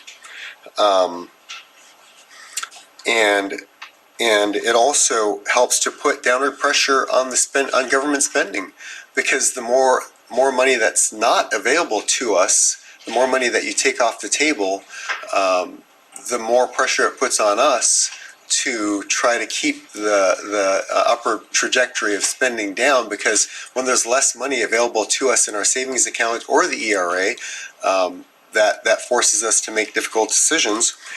The other point I want to make on that is, the point was made that we may need that $1 billion for a rainy day down the road. And as I mentioned earlier in my opening statement, we have set aside $2.2 billion. That's the excess money that we have in this budget. We've put that into the SBR, into our savings account. And that money can be used for a rainy day, or it can be used for if oil prices are not projected to be what we think they're going to be, and we need funds, then, that will be a cushion. Another comment that was made with regard to the CBR, again, there is a CBR section in this budget, and it does not apply to pulling money out of the CBR, but it does apply to the sweepable funds that are in there. We do need a reverse sweep 3/4 vote to repopulate and recapitalize funds such as the higher education fund. And I've distributed a list of all the funds that are out there with the balances that are in there. And someone made the comments, and it was a good comment. They said there was maybe some contention about the statement that I made that if those funds are not recapitalized, then we will lose the investment earnings of those funds. And I maybe should have been a little more precise in saying that we will lose the difference in the earnings between those two funds. So for example, the higher education fund, if you've got $400 million in there, we do not do the reverse sweep. What happens is that $400 million will be it will stay in the CBR. And how much did the CBR earn over the past year? That fund earned 0.19%. How much? But if you do the reverse sweep, and those higher education funds are able to stay in the higher education account, how much are you going to earn there? And it's substantially higher than 0.19%. And I know, and I don't have that number in front of me, but I do know that the permanent fund itself earned 29.7%.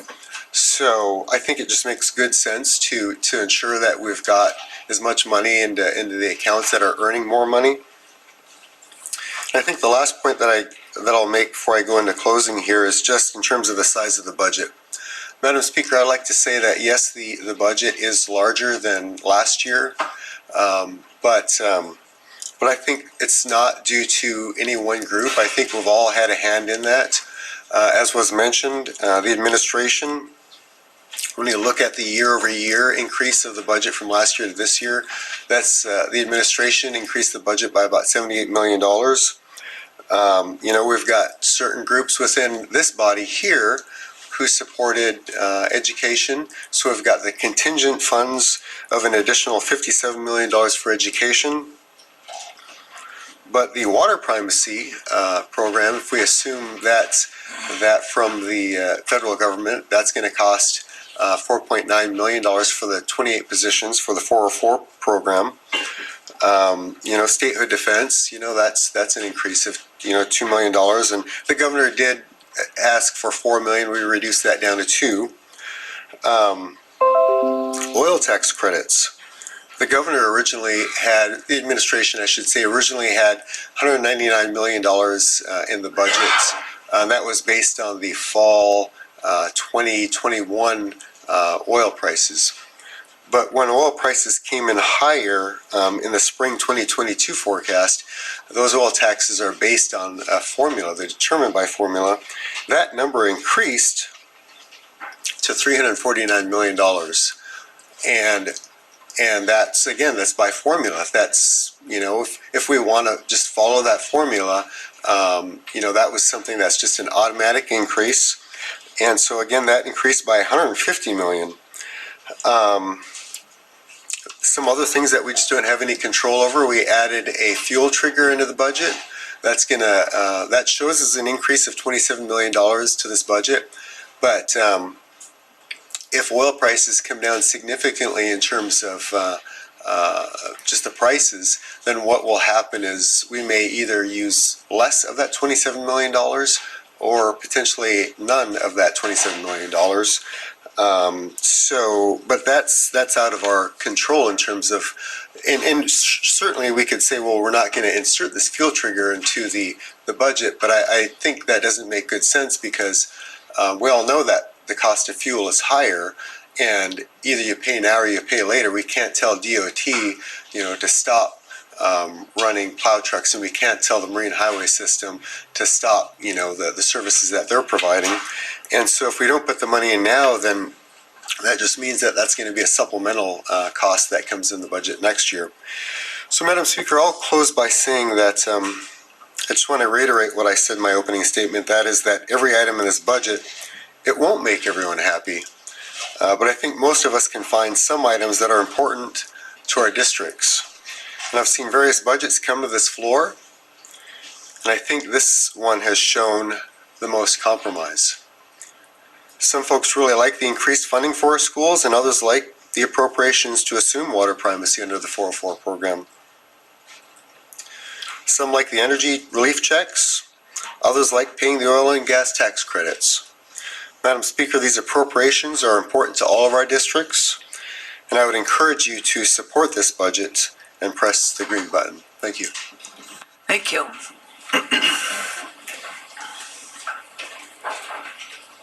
Are you ready for the question? The question is, shall committee substitute for House Bill 281 as amended pass the House? Members may proceed to vote.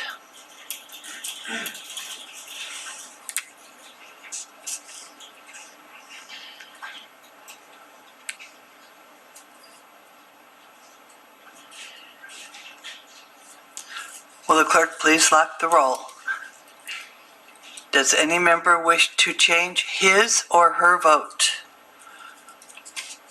Will the clerk please announce the vote? 25 yeas, 14 nays. With 25 yeas and 14 nays, committee substitute for House Bill 281 as amended has passed the House. Mr. Majority Leader. Thank you, Madam Speaker. I move the effective date clause. There's been an objection. The question being, shall the House adopt the effective date clause for the committee substitute for House Bill 281? Members may proceed to vote.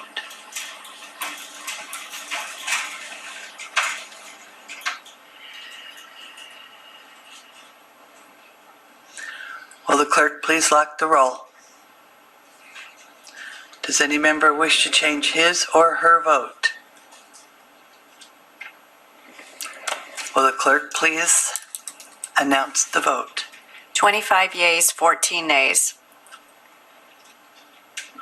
With 25 yeas and 14 nays, the effective date has not passed the House. Will the clerk please read the next item on today's calendar?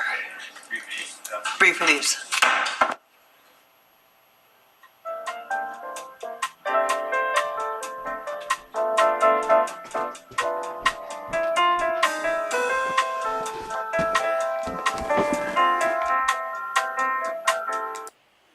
I wasn't aware they needed a 3/4 vote to pass that. Oh, back in and once again. Oh, no, back at A's. She just gavelled in, gavelled out. Interesting to see what's going on down there. The big speech given by Neil Foster at the very end of all of that there. He definitely has his agenda in play for what they want to do. The spin, I mean, the lies, we got to do it, we got to do it. We have absolutely no choice but to spend it. We got to do it. We got to look towards the future. By putting this money away into the corpus account, it's protecting it from not being spent. It makes us more fiscal responsible. But here they just spent $2.6 billion extra above and beyond what the budget originally was supposed to be. They could have put that away into their CBR and been well ahead of the game for next year and the year after that. That was enough extra windfall there to cover their budgets for the next 2 years, 3 years, especially with the revenue report cast that's already coming out for this next year. They're going to have more than enough for at least 3-4 years down the road, if not longer, if they were fiscally responsible with spending of the budget. But they're not. Very obvious by the vote that was there today. I can't believe how many Republicans, the ones that call themselves conservatives, the ones that call themselves we're a conservative Republican, that just got done voting yes for that budget. You really got to shake your head. She just gavelled again. Does that mean they're actually coming back this time? Hard to say. Oh, no, she just keeps reaching for it and then setting it down. So we had to listen to Neil Foster give the big spin. Why forward funding going against our Constitution and our actual statutes and laws that we have that are 100% against forward funding.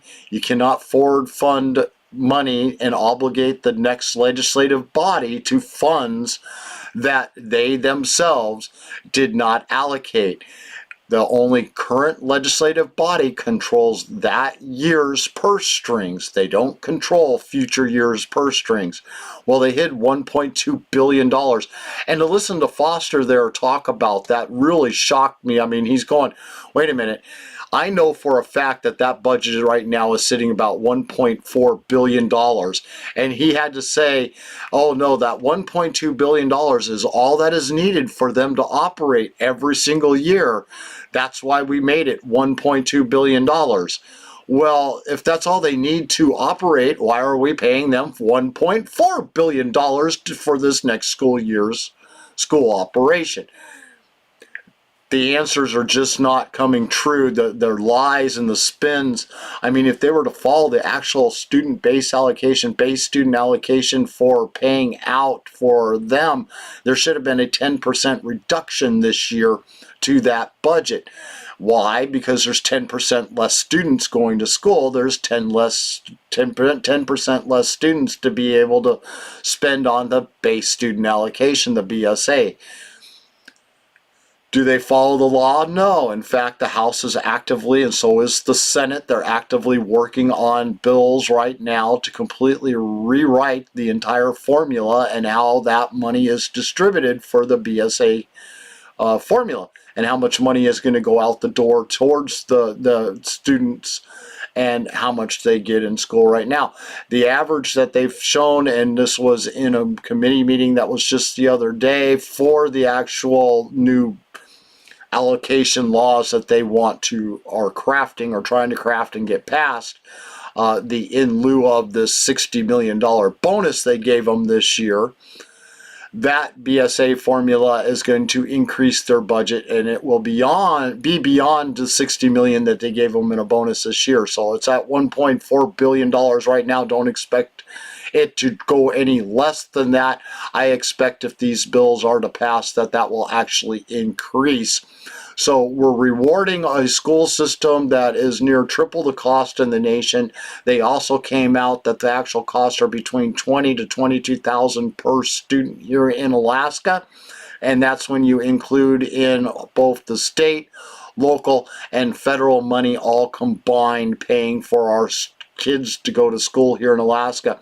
There's roughly about $22,000 per student, and it is misproportionately allocated throughout our entire state. Those that don't pay any property taxes get the highest amount being distributed to them, and us that pay property taxes, we're actually towards more the middle of the road, more around the $14,000-15,000 mark, where the other there's some places in Alaska that are paying $40,000 per student to be inside of that classroom, and they have only 10 kids going to school. It just really gives you a good understanding of how corrupt our K through 12 system really is. And none of these new laws that they're putting out there right now makes them accountable for a quality education. This is just giving them more money. Nothing to account for a good quality education. Reading, writing, arithmetic, science. Where are those key items in these laws that they're crafting to pay out this money? Where is the accountability? Where is we want to see the numbers increase. We want to see a good outcome, not the bad outcome, not being ranked number 52 in the United States. That's including Puerto Rico and Guam. And to misquote someone else the other day, the other Washington, and they forgot about Guam. So if you want to look at it as Washington being split part by 3, that would make it 53, not 52. And this is the quality education that we have of going on down there right now. I mean, to listen to Foster say, oh, $1.2 billion is all they need, but $1.4 billion is what we're paying them to operate the school, and the forward funding that $1.2 billion is from. It just makes you shake your head, but you wonder where that extra $2.6 billion came from that they're spending. That's where it came from. Then he wants to say, oh, well, we increased the payments to pay off those oil credits for the empty promise that we gave the oil companies that if they came in here and did research and developed up some land and actually got oil pumping, and once they got the oil pumping, here's all these oil credits to go and do that, we'll pay you for this. Well, it started out over $1 billion, and Neil Foster is trying to claim, well, we're giving them hundreds of millions of dollars this year. I think it's about 500 million that they're planning, somewhere between 400 and 500 million that they're planning on paying off in oil tax credits this year. And well, ironically enough, Governor Dunleavy's proposed budget, the one that was supposed to be $4.8 billion approximately, accounted for that, but it also had a 50-50 PFD put in there too. 50% of what we would have saw. So, you know, if our PFD was $4,200, we should have at least seen a $2,600 check this year under the 50-50 plan the governor had proposed. Yet they're still ignoring the statutory PFD law that says we're supposed to have a $4,200 PFD. So to break that down, we had a bunch of tax revenue come in this year because oil prices skyrocketed through the roof, went over $80 a barrel, sitting near $100 a barrel right now. And that oil prices, that tax revenue coming in was just flooding back into the state. We have not seen that happen since around 2014. Prior to 2014 was the last time we saw any kind of oil tax revenue flooding into our state like that. And then the oil prices started to tank. And that's when we started seeing them having a hard time paying for the budget. And their $29 billion that they had sitting in their CBR at one point, if you include the SBR account too, which they don't like to do. They like to make everybody forget that one exists. But if you combine both the SBR and the CBR to combine together, they had about $29 billion pre-214 sitting there in that account to be able to spend on government any way they wanted. And from 2014 until the current time that we're at right now, they went through all of that money and left about $1 billion there. Well, thanks to the high oil prices and everything else, for the first time since 2014, they saw a $3.5 billion windfall come in through the door above and beyond what the current budget was supposed to be. The governor accounted for that. He came out with a revised budget. It went from $4.4 billion to $4.8 billion. $4.4 billion is what we spent last year. But that was above the $4.1 billion that Foster there just tried to claim was spent last year. Where they get these numbers from, I mean, it's like they pull them out of the air and they say, oh, this is what it is. But I've been accurate since day one for what the numbers are out there. He recited it, that was recited earlier by one of the people there, I think it was Carpenter, when he was breaking down what this budget was. $13.5 billion once you add the capital budget in on top of it. The state mental and health budget is sitting at $7 billion. Now, the effective date for this current budget did not get passed. But the budget itself did pass, and several of the minority Republicans went over and voted with the binding caucus. And the only reason why I can say that they're unwilling to continue to fight anymore is it's an election season.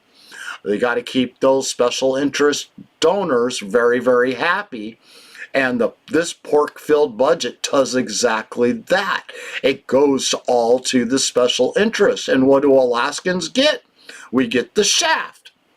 We literally are getting the shaft on this. We should be seeing a statutory PFD.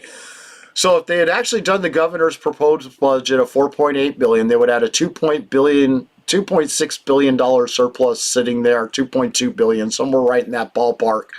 Because the revenue for that is collected into the state doesn't end until the end of June. So the spring forecast is not finalized yet until the end of June. When it does hit June, that's when that money will be totally tallied up. It was at 3.5 at the spring forecast. They're expecting it even more.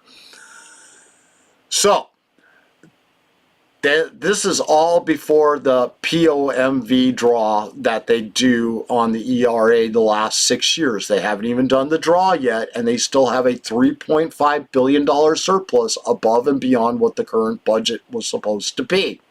So they had to spend it. This is where they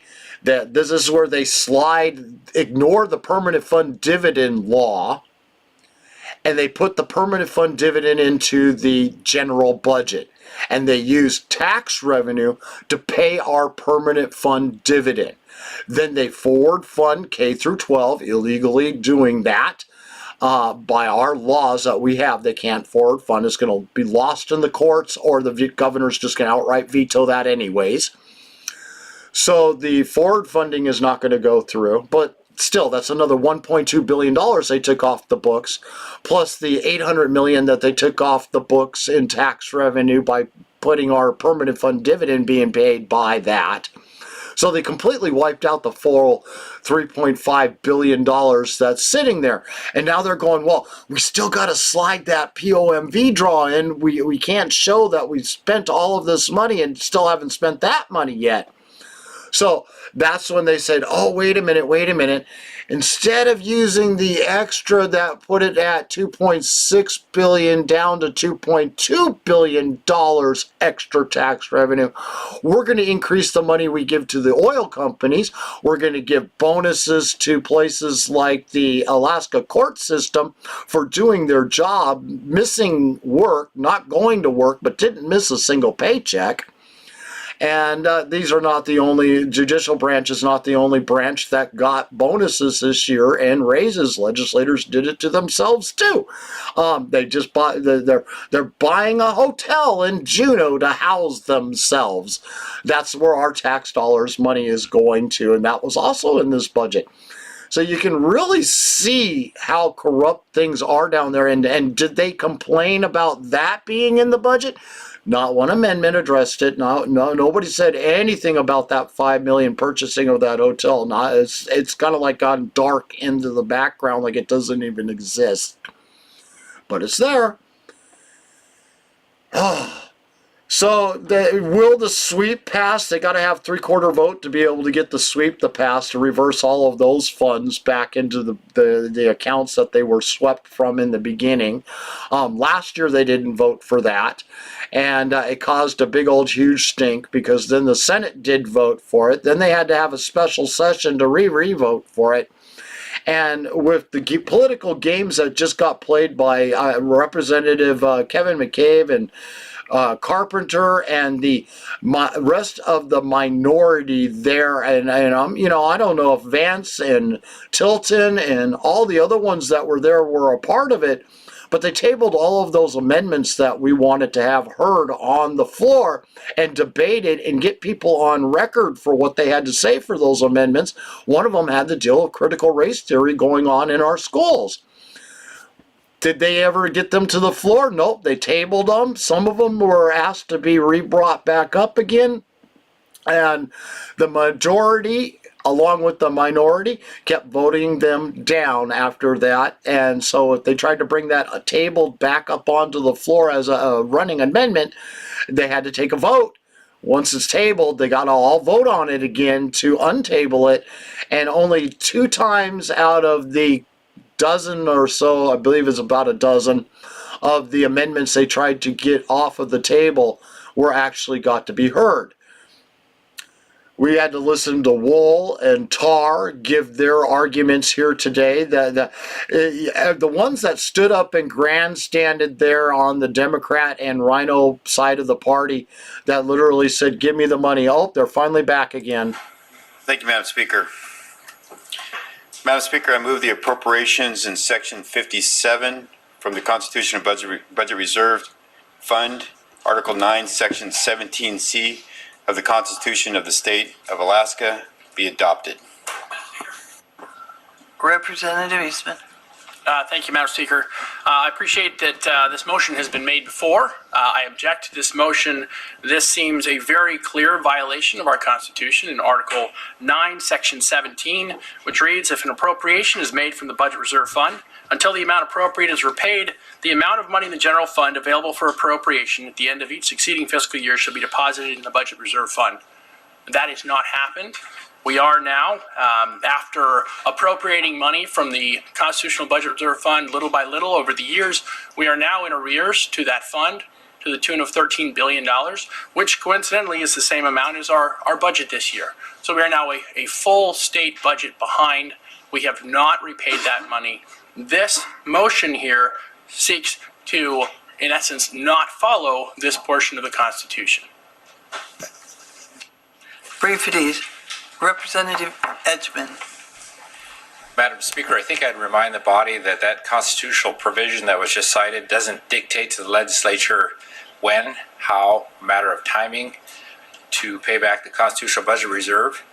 And as a matter of fact, there have been many legislatures before us that have not replenished the CBR, and it's been a topic of discussion, consternation amongst some, but there are no details in terms of how the legislature should pay that back. I'm not saying it's right or wrong not to pay it back in this fiscal cycle coming up, but just to point out once again that we would not be the first legislature to not pay it back. Mr. Majority Leader. Thank you, Madam Speaker, and I just want to point out in the Constitution, Article 17C Article 9, Section 17C does say that an appropriation from the Budget Reserve Fund may be made for any public purpose upon affirmative vote of 3/4. Thank you, Madam Speaker. Thank you.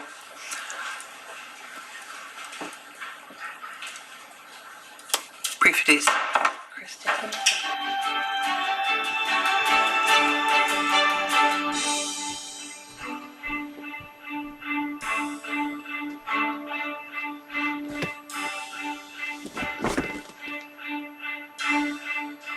Oh, I'm here.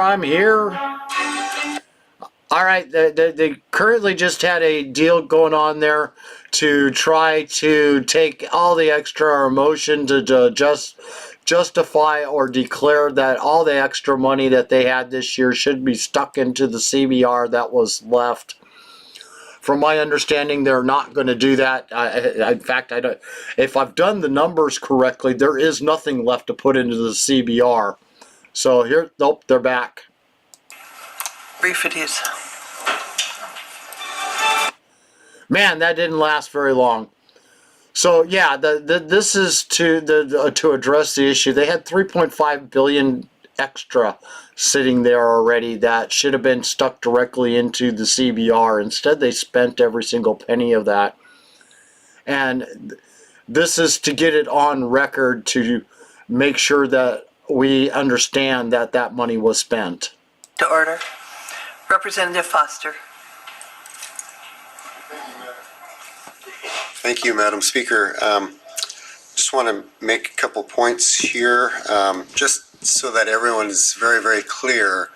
The CBR section that is in this budget does not pull any money from the CBR.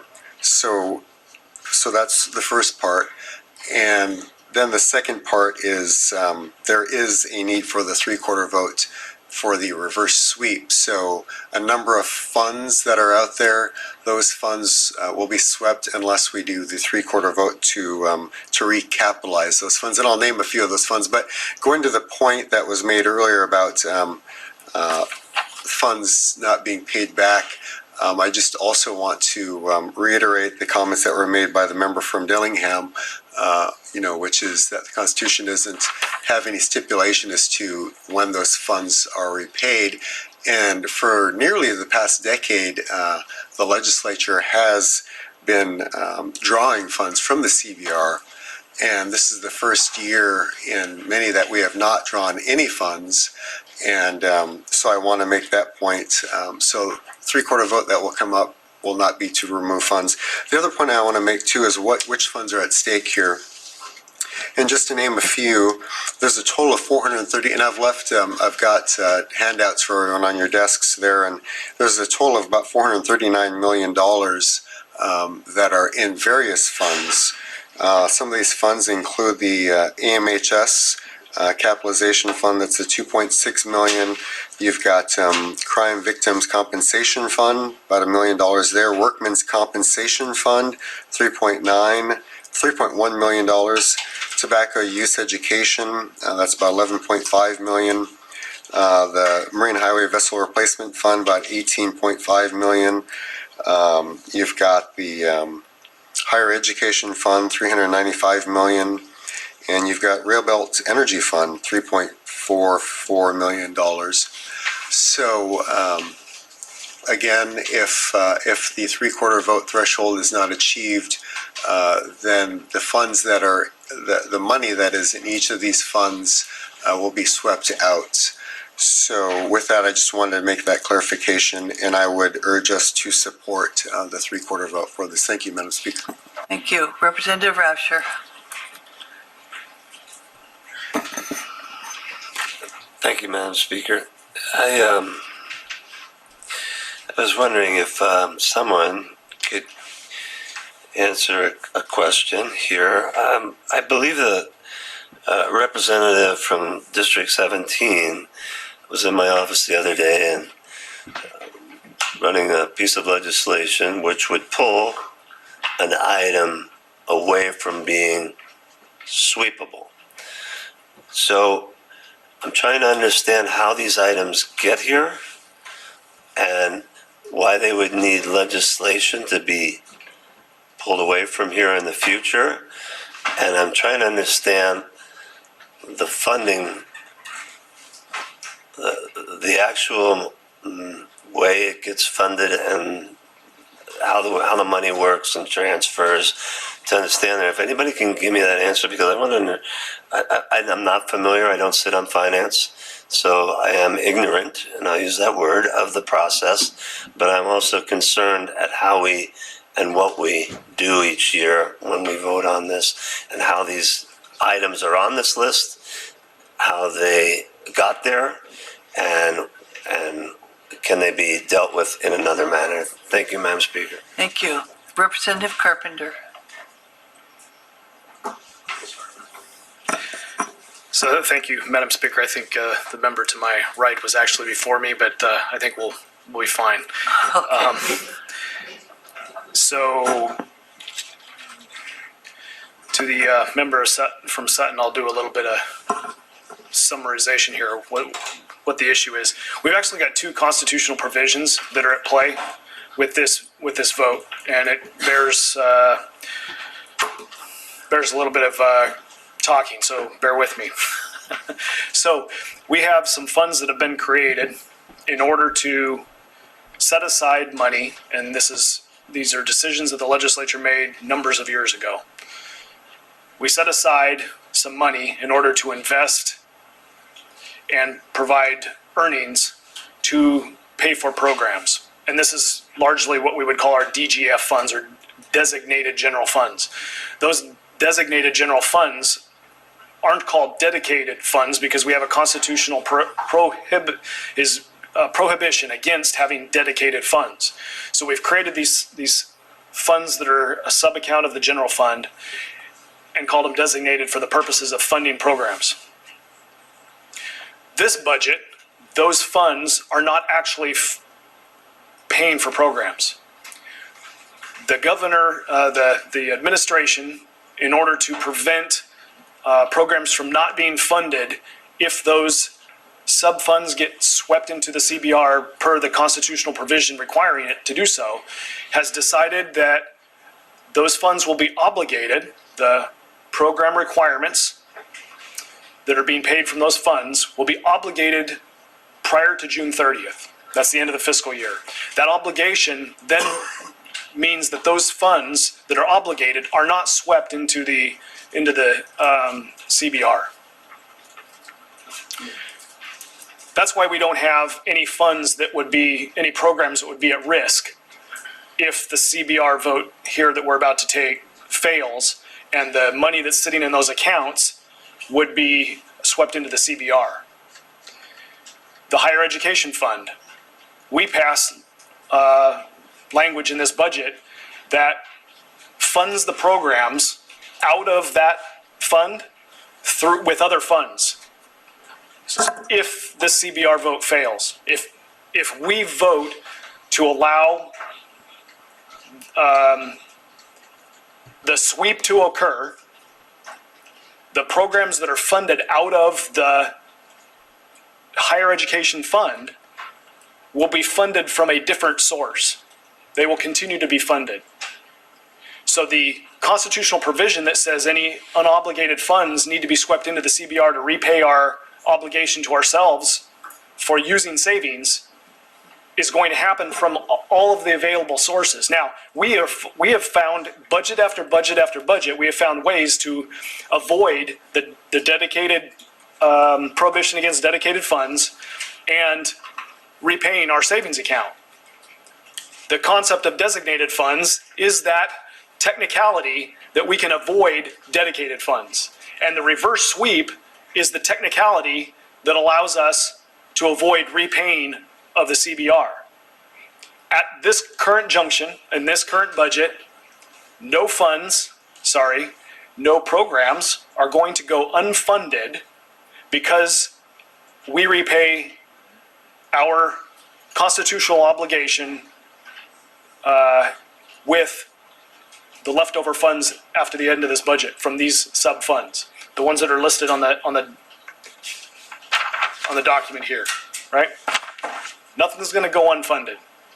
What we will do is repay some portion of our savings account obligation. That is what this vote is all about.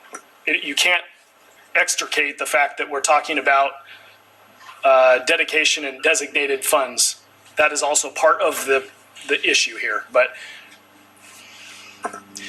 I don't know whether anybody followed that or not, but that was my best attempt at at a very complicated subject.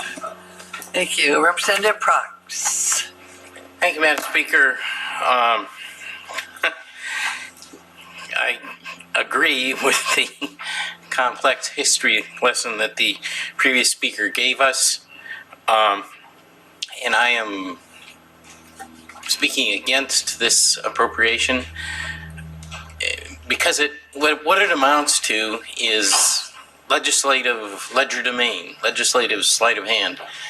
Our state constitution clearly prohibits dedicated funds. That was a big debate. I wasn't involved in that debate. I think in retrospect that was a mistake. In fact, I think that clearly the legislature wants to dedicate funds, and there's reasons to do that.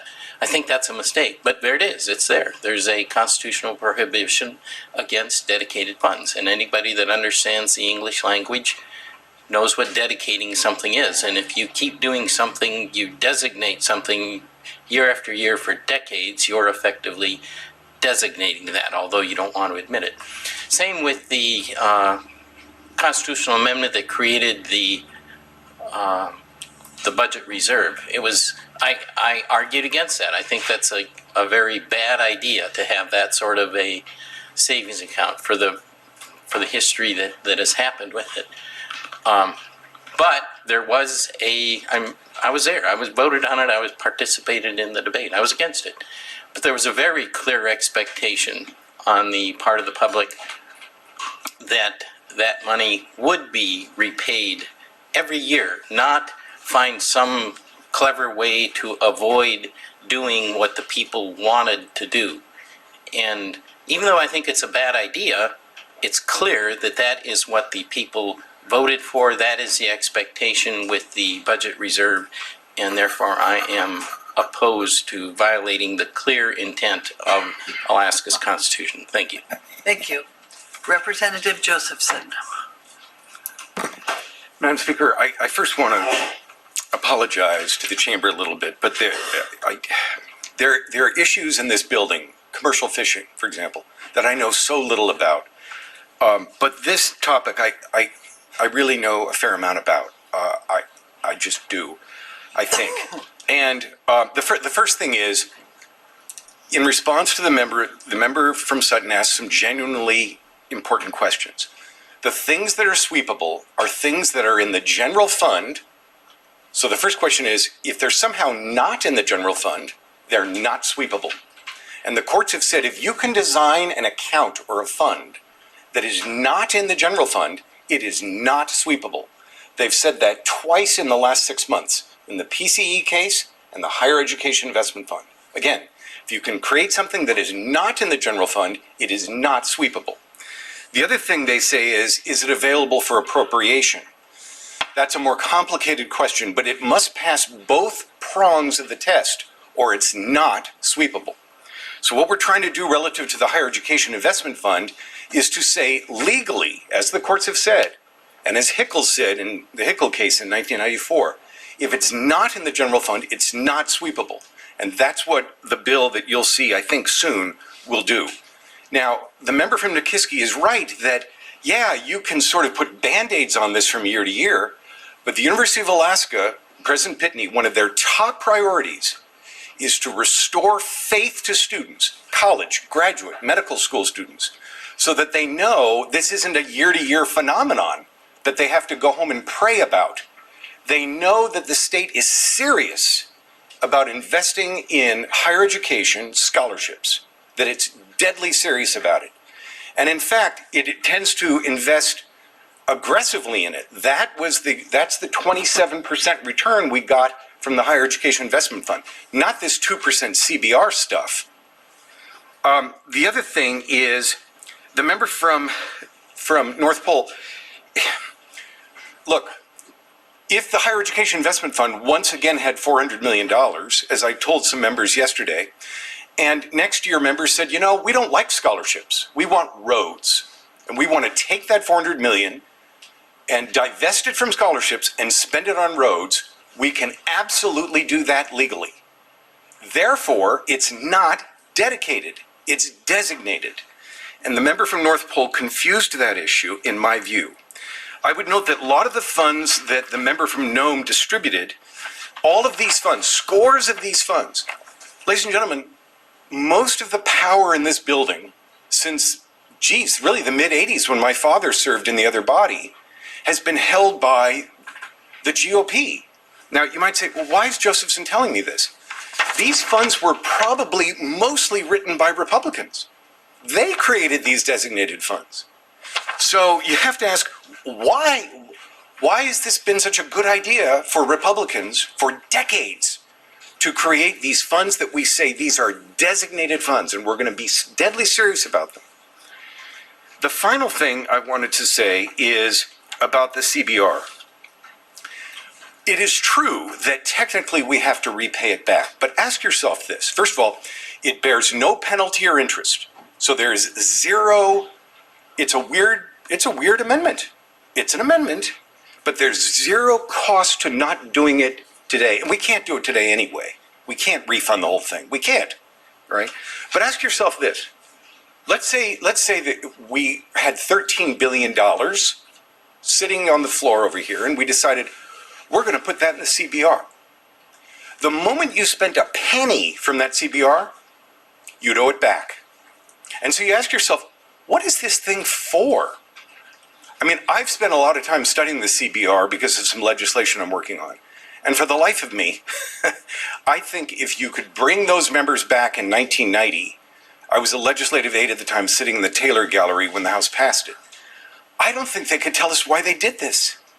I don't know what it's for, particularly when you've got a permanent fund that you're saving money for. So, look, the fact of the matter is, the member from Nikiski is right that you can put Band-Aids on all these funds under what I call the Treg-Taylor memo of June 28th, which says, yep, that's the scoop. But the remainder will go back in the CBR. But look, we owe $13 billion. Is it a big deal to put a couple $100 million more? At this rate, you're going to have to be, we're all going to be in our 80s by the time we pay the thing back. Is that a value? For what? As soon as you spend a penny from it, you got to put it back. So why did you spend the penny? This is an anomalous, although part of the Constitution, and these funds aren't going to wait. And we should restore these funds so that whether you're a victim, a senior, you're working in building safety, you care about tobacco cessation, the list goes on, so that you know the legislature is honoring the statute that mostly Republicans passed to protect these funds in a designated fashion. Thank you. Thank you. Representative Kirka.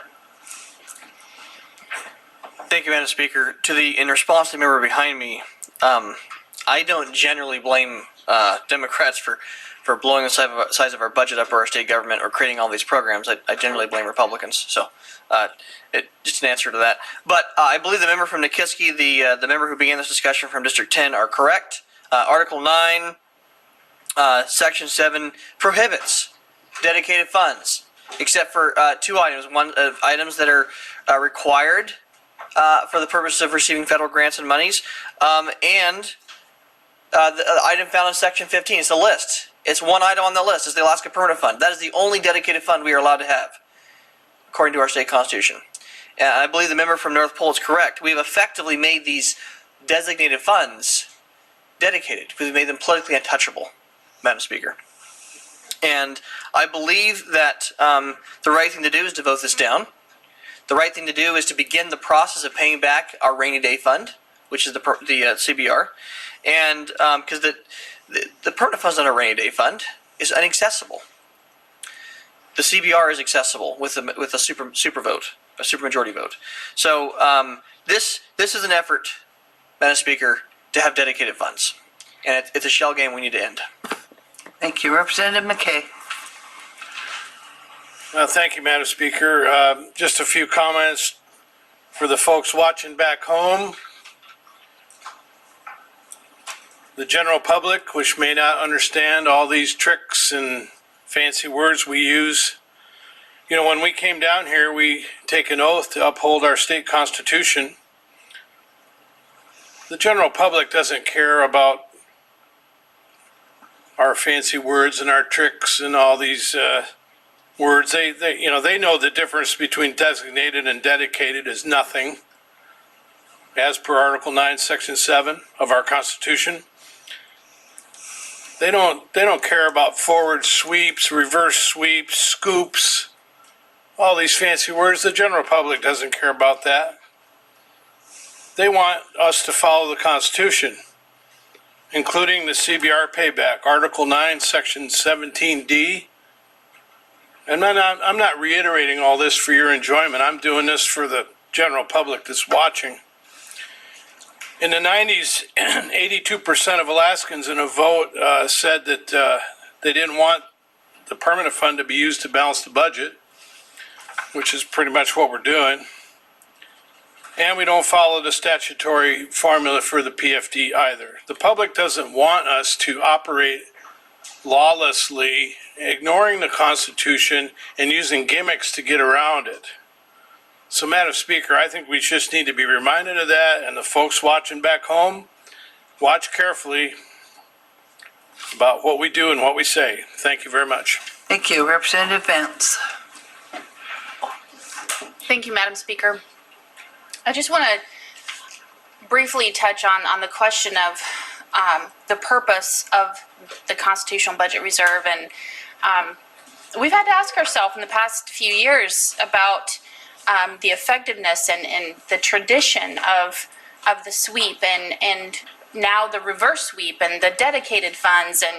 And we're seeing now we have the legislature has chosen to use the permanent fund and the POMV as a way to have extra money, and using the earnings reserve as essentially the state's piggy bank, where the Constitutional Budget Reserve was meant to be the state savings account. And the extra funds at the end of the year would be, in the general fund, would be swept and set aside and saved for the future, for the times that we need it. And our Constitution does allow for us to, as a legislature, by a supermajority, to access those funds if need be. Well, this year, in my mind, if we have any bit of what we may consider a surplus, why would we need to do this, besides this reverse sweep? So it seems a little counter to what our founders designed. This was meant to take any extra savings and set aside for that future for when we may need them. And the challenge now is, well, we have the earnings reserve and we have the permanent fund to be able to provide these extra funds, and it gets a better rate of return than our CBR does. So wouldn't that be the wise financial decision to be able to put our eggs in this basket? We don't need to repay the CBR right now. But I'm reminded with the story of Joseph in the Bible. I think of that story this time of year because that was really the start of the nation of Israel. And Joseph was sold as a slave into Egypt and later became one of the highest rulers of the land in Egypt during the time that the known world was in famine. And through dreams, it was revealed to him that there would be 7 years of plenty. And he was to set aside and gather the grain and be able to store that up for the future, because after the 7 years of plenty, there would be 7 years of famine. And so he began to gather the grain and store up for the future, knowing that the people would be starving. We could be starting in our years of plenty right now, but history tells us that there is always going to be another time of famine, and we're seeing that in our economy. We're seeing that with the energy prices. We're seeing that in the price of food. But we have that special little thing of oil prices that helps us have the time of plenty in one aspect of our economy. And I want us to keep that in mind, of the importance of being able to set aside and store for the future. That's the importance of the Constitutional Budget Reserve. And I respect for the administration for taking the funds that could be at stake and making the annual appropriation, like the Higher Education Fund. We all want those students who work so hard to get those scholarships to be able to count on them for next fall. So that is not what's at question here. And I like the fact that the money is set aside every year, because just like in times of famine, we need to make an account of the needs of that year. And that's why I think that these funds that have traditionally automatically been funded with the reverse sweep, with this rolling fund, it's just automatically taken care of. I don't believe that that is the job of the legislature to let them just keep rolling. I think that we should make an account year after year of what the priorities are. And just like the member from Anchorage said, yes, we have the ability to be able to decide to fund roads with the higher education fund. But obviously we've respected that and said, no, this is important. But we should still have the prerogative as the legislature who has the power of the purse every year to decide what the priorities of Alaskans are for that year. And this vote right here allows us to continue to do that. And that's what I'm going to respect, is the founding fathers with our Constitution said we need to make the annual appropriation priority every year and set aside for the future, for the lean years when we're going to need the extra money. And so I will be a no vote on this so that we can continue to respect that and save for the future. Thank you. Brief it is.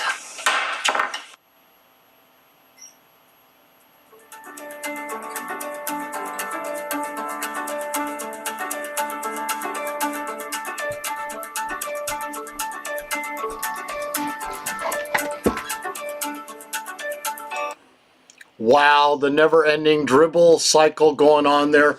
Way to go, Rep. Sarah Vance. That was a very good speech there at the end. Really did help clearing out a lot of the priorities going on. They really do need to wake up and smell the coffee that is brewing. Obviously, they must all have the Rona, and their sense of smell is completely gone because they are clueless and are not awake enough to realize the destruction that they are doing down there in Juneau. They have already passed the $7 billion, I'll repeat that, $7 billion state and mental health, or state budget. Mental health budget vote is still yet to come up after this. That'll be the next thing discussed after the CBR vote and the reverse sweep, which is what they're voting on right now. They had a $3.5 billion surplus that could have been rolled into the CBR. And they decided not to do that. And so any pennies that are sitting there in the CBR need to remain inside of the CBR right now. That account should have roughly around $13 billion in it, but that's what they spent down and continue to spend down. To stop the reverse sweep, they have to have, I believe, right around $12 billion in that account to actually stop the sweep from happening every year, and they wouldn't have to worry about voting about the CBR sweep and the reverse sweep, because the laws that trigger that happening every year, because there's no money there in the account.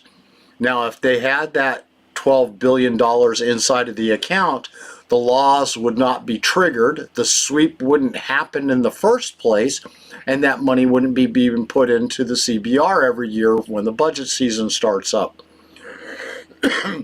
The argument right now is it's only a few $100 million. You can hear the Democrats and rhinos say there that it's not really that much money. You just got to vote for it. We just got to give this blank check to all of these departments. We as legislators shouldn't be in control of the purse strings now that it's for this. We're in control of the purse strings for everything else, but this money, no. We're not going to be in charge of the purse strings there. If we need, we can just go and steal the money from the ERA, the Permanent Fund Dividend Account. That's where they can go and get this money from. And that's pretty much what they're doing down there.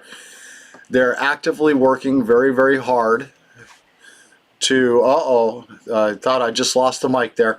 They're actively working very, very hard to eliminate and stop everything that would have been positive to be happening there in Juneau. And I'm just really shaking my head going, they could have been $3.5 billion ahead in that CBR. That much closer. I mean, that would have put it close to around $4 or $5 billion in the CBR account. And that would have been there for the future. if needed, to be able to spend on current and future budgets in the future. And they would be able to, in case of need, that's where they can draw that money down from instead of using our permanent fund dividends like they've been doing. Right now, with the surplus that they have here, they could have had a fully maintained budget at the original proposed budget, and they could have paid this year's, next year's, the years after that. And if the tax revenue continues to keep coming in the way it did this year, they're going to be ahead by, they could have been ahead by at least 6-7 years paying the future budgets and not had to worry about where that money is coming from because they put it all away in the CBR where it needed to go. But instead of putting that money away, they spent it. And they did it on purpose. You can hear it in the statements that were being made here today about the CBR vote, the statements that were being made about the main budget vote. And you could hear the spin of people like Wool and Tar and so if Spanonsholtz was there, I'm sure Poison Ivy would have been up on her soapbox also, and Foster. And these people, I just shake my head listening to them spin the lies of the heartbleed reasons. But if you actually go and listen to and go and check up on what they're talking about and actually see what they're whining about, it's a small, very, very small percentage of the $7 billion that is being spent down there. And where the bulk of it's coming from, that's when the bleeding heart stories come in, like for education. Oh, well, Foster says $1.2 billion is all they need to operate. Well, if that's true in his closing arguments, like he says, why are they giving them almost $1.4 billion for this next year's school system? I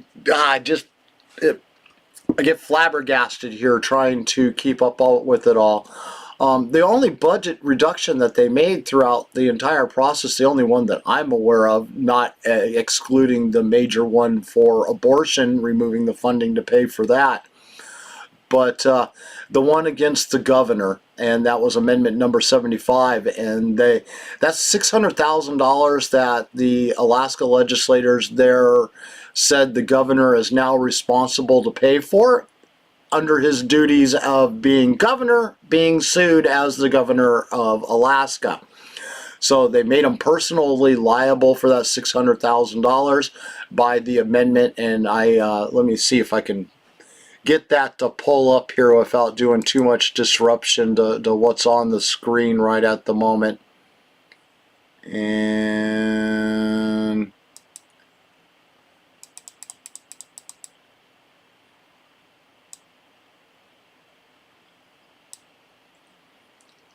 there we go. So we got this is the bill that they had brought up, amendment number 75. And insert appropriations made in this subsection include appropriations for the settlement of the Belleville versus Dunleavy case number, blah, blah, blah, blah, blah, blah. And the Department of Law has the appropriation been made for this subsection.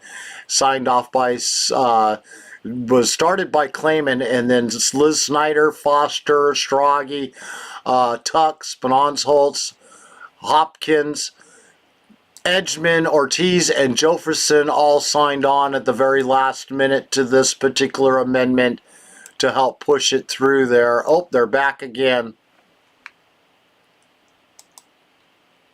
Representative Foster, brief it is.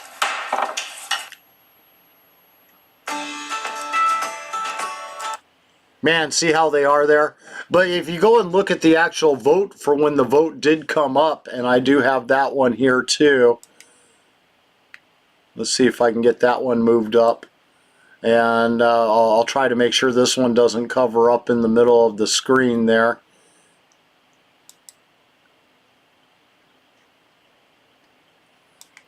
Move it over here so I can see if she gavels back in. And now we'll pop it up on the screen.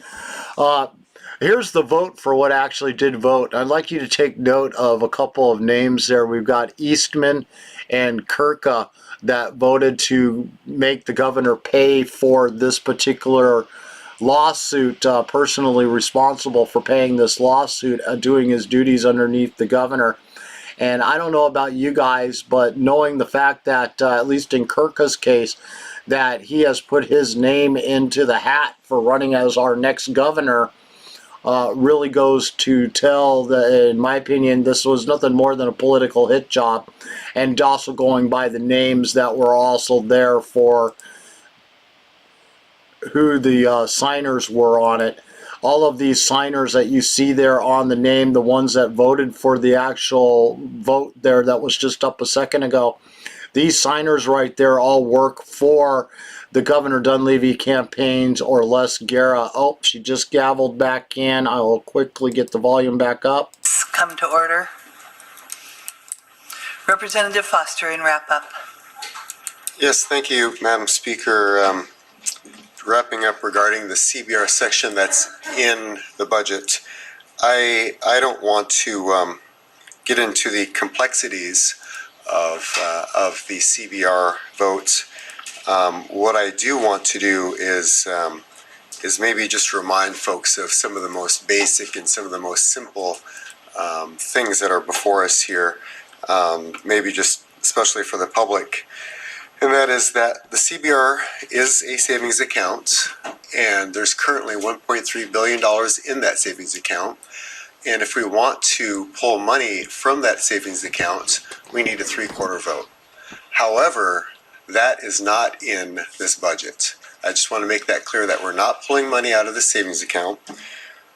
What it does do is it asks that we recapitalize funds. And funds would be, as I mentioned earlier, for example, the Higher Education Fund, which pays out scholarships. And you've got the Crime Victims Compensation Fund. You've got the Railbelt Energy Fund. So, again, just trying to distill it down to the most basic of points, Madam Speaker. And with that said, I will ask for the body's support in pressing the green button. Thank you. Thank you. Are you ready for the question? The question is, shall the House adopt the appropriations from the Constitutional Budget Reserve Fund? Members may proceed to vote. No, no, no, no, no, no. Will the clerk please lock the roll? Does any member wish to change his or her vote? Will the clerk please announce the vote? 24 yeas, 15 nays. With 24 yeas and 15 nays, the appropriations from the Constitutional Budget Reserve Fund have not been adopted. Woohoo!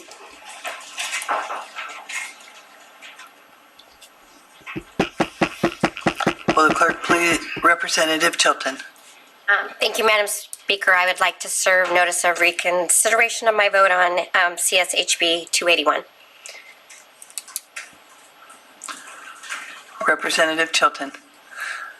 Thank you, Madam Speaker. I would move and ask unanimous consent that the reconsideration of CSHB 281 be taken up on the same day.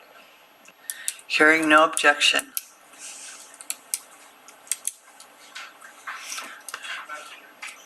Representative Eastman. Thank you, Madam Speaker. As the budget is now before us again, I would like to move and ask that we return to second for the purpose of rescinding action on amendment number 39. There's been an objection. Are you ready for the question? The question is,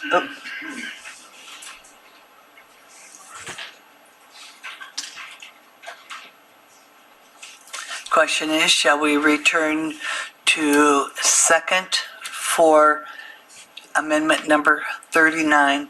Members may proceed to vote.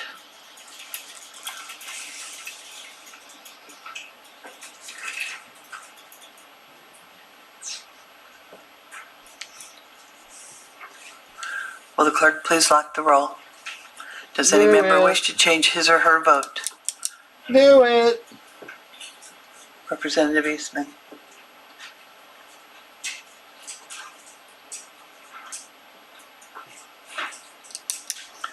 Does any other member wish to change their vote? Will the clerk please lock the roll? Will the clerk please announce the vote? 4 yeas, 35 nays. With 4 yeas and 35 nays, we will not be returning to second for the purposes of amendment number 39. Are you ready for the Representative Eastman? Thank you, Madam Speaker. Speaking to the budget before us, it would have, I think, been helpful had we been able to re-examine Amendment 39. But since that amendment is not before us, the budget without that amendment is, and we're about to vote on that. And what does that mean?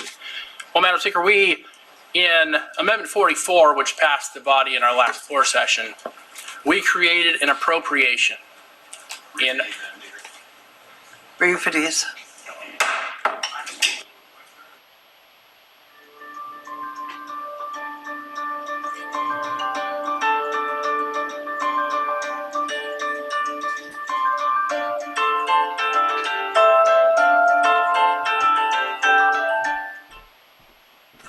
The House will please come back to order. Pardon me, Representative Eastman.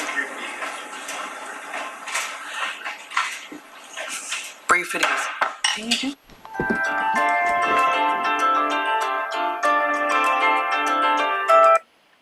They're doing their best right now to try to silence him completely.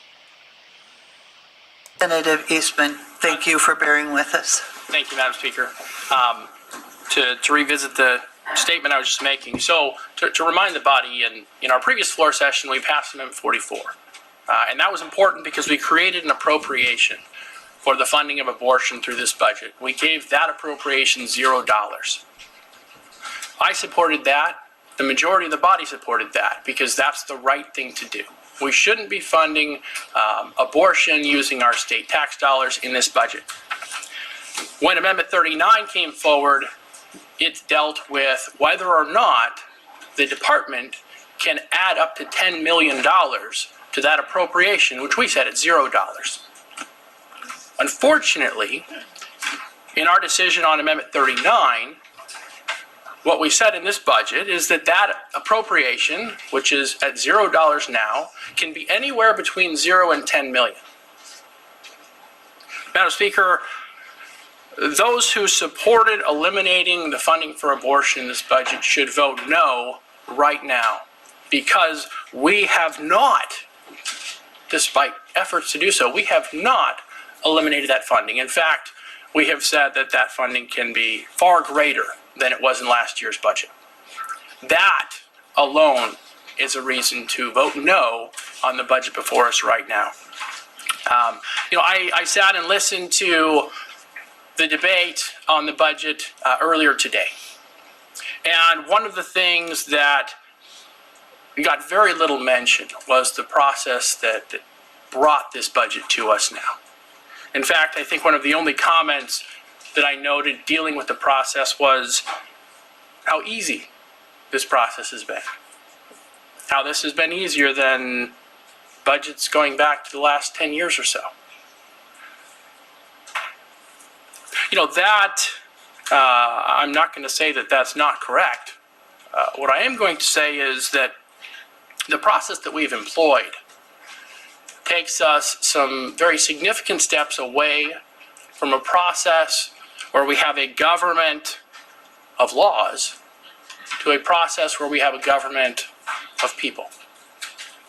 And efficiency and speed and effectiveness, leadership, these are all justifications often given for the concentration of power from the 40 members, which our Constitution intended, to some number less than that. And we have, for the first time that I'm aware of, created a new process by which, even before we know the content of a proposal, we can now veto that proposal based simply on which of the 40 legislators is proposing it. That's novel. That's new. That is not a part of our historic democratic tradition. That is a departure. We have, throughout our budget history, we've debated many things. A lot of those debates, a lot of those amendments don't get added into the budget. But that's because we as a body decide that something is not appropriate for this year's budget. This year, we decided that we were not going to allow those amendments to be heard. We were going to prejudge the concerns of Alaskans. Prejudge not only the concern, not allowing it to be spoken, not allowing it to be debated, not allowing people to say for and against and come to a decision as a deliberative body, all 40 of us. We also decided that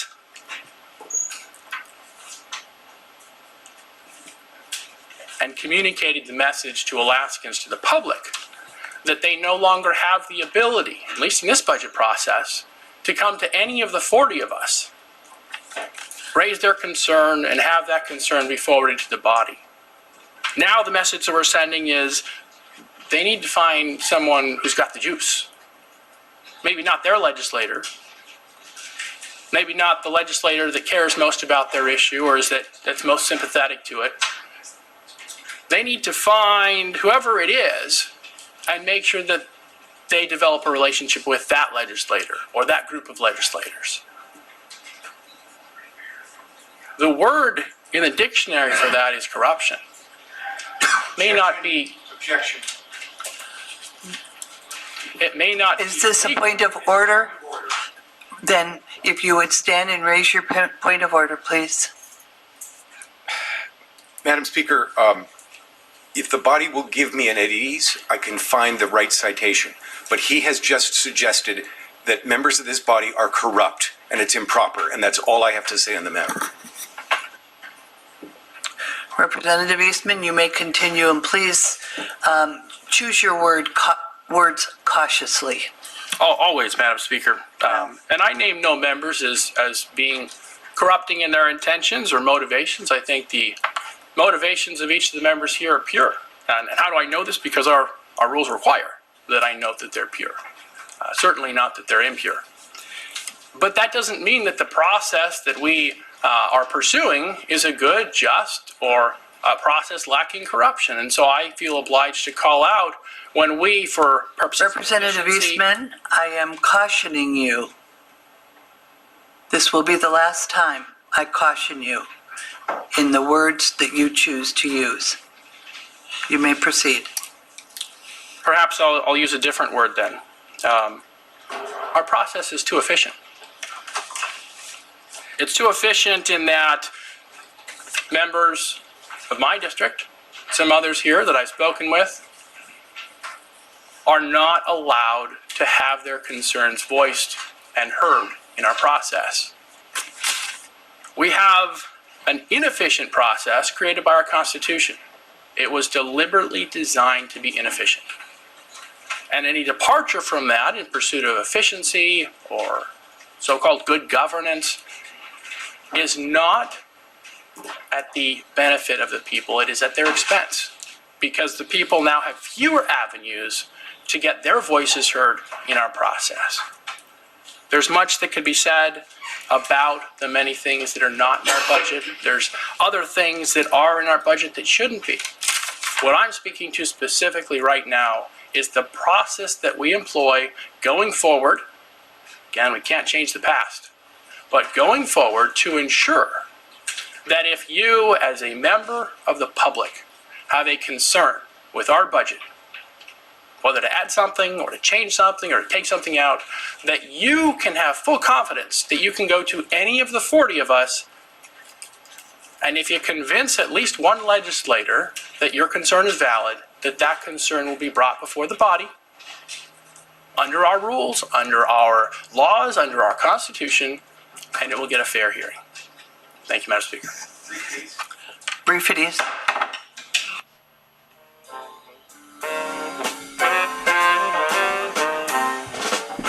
OMG! OMG, silencing them all once again. Man, Miss Stutes, Rep Wool, you could see Rep Wool, he was conferring in the background, little notes being handed back and forth to him. He was part of the ringleader. I believe he was the one that also stood up there a second ago. I just missed who actually spoke, but just heard the objection through my microphone. And listening to what, every time she just has to interrupt. When there's a very valid point coming out there, they just don't like their dirt exposed. Who did that?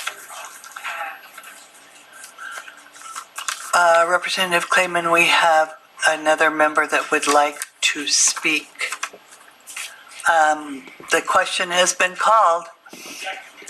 There's been an objection.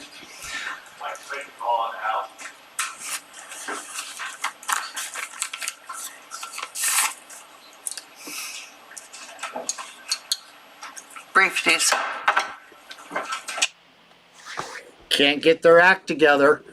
I agree that amendment number 39 needs to be brought back up and addressed. That was supposed to be split apart and taken out, but they rejected to do it earlier. Representative Thompson, if you would please stand and make your motion or your request. Madam Speaker, I'd like to place a call on the House. We will take a brief at ease. Okay, a call of the House. I wonder how long this one is going to last. Interesting going on here. Okay, so here we are. We're listening to them argue now. This is for the mental health budget. There was $10 million that is kind of like a blank check that can be transferred in the mental health budget that can be used for whatever they want to use it for. When the governor's executive order went into effect and it split apart our health care, and the part of the thing that was there originally between them both is that they could swap money between themselves. Now that they've been split apart, they tried to remove that money from the actual budget, and it got outright rejected, and that fell right along binding caucus lines on that vote. And so the Amendment 39 would remove that again. Oh, they're disgavelled. Will the House please come back to order? Are you ready for the question? The question is, shall we call for the question? Members may proceed to vote.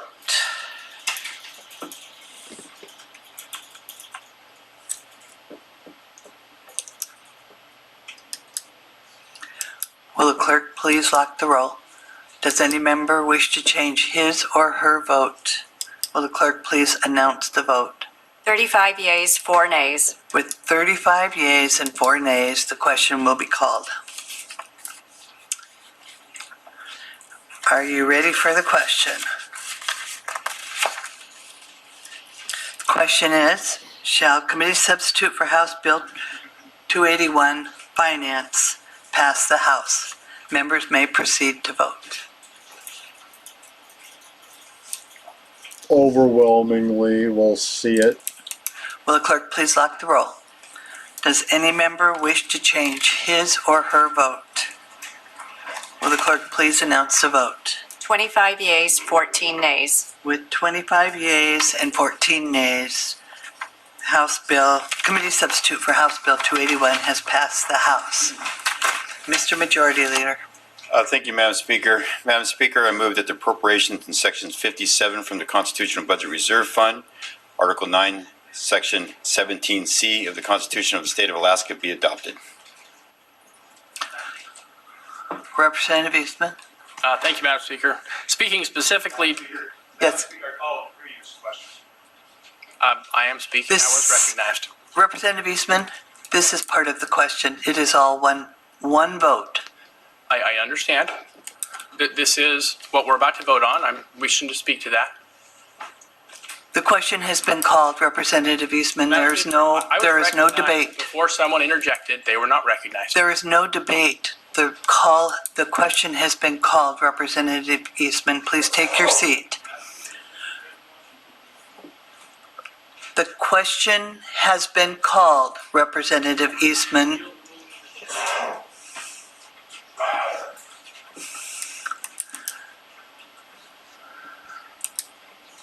Brief at ease.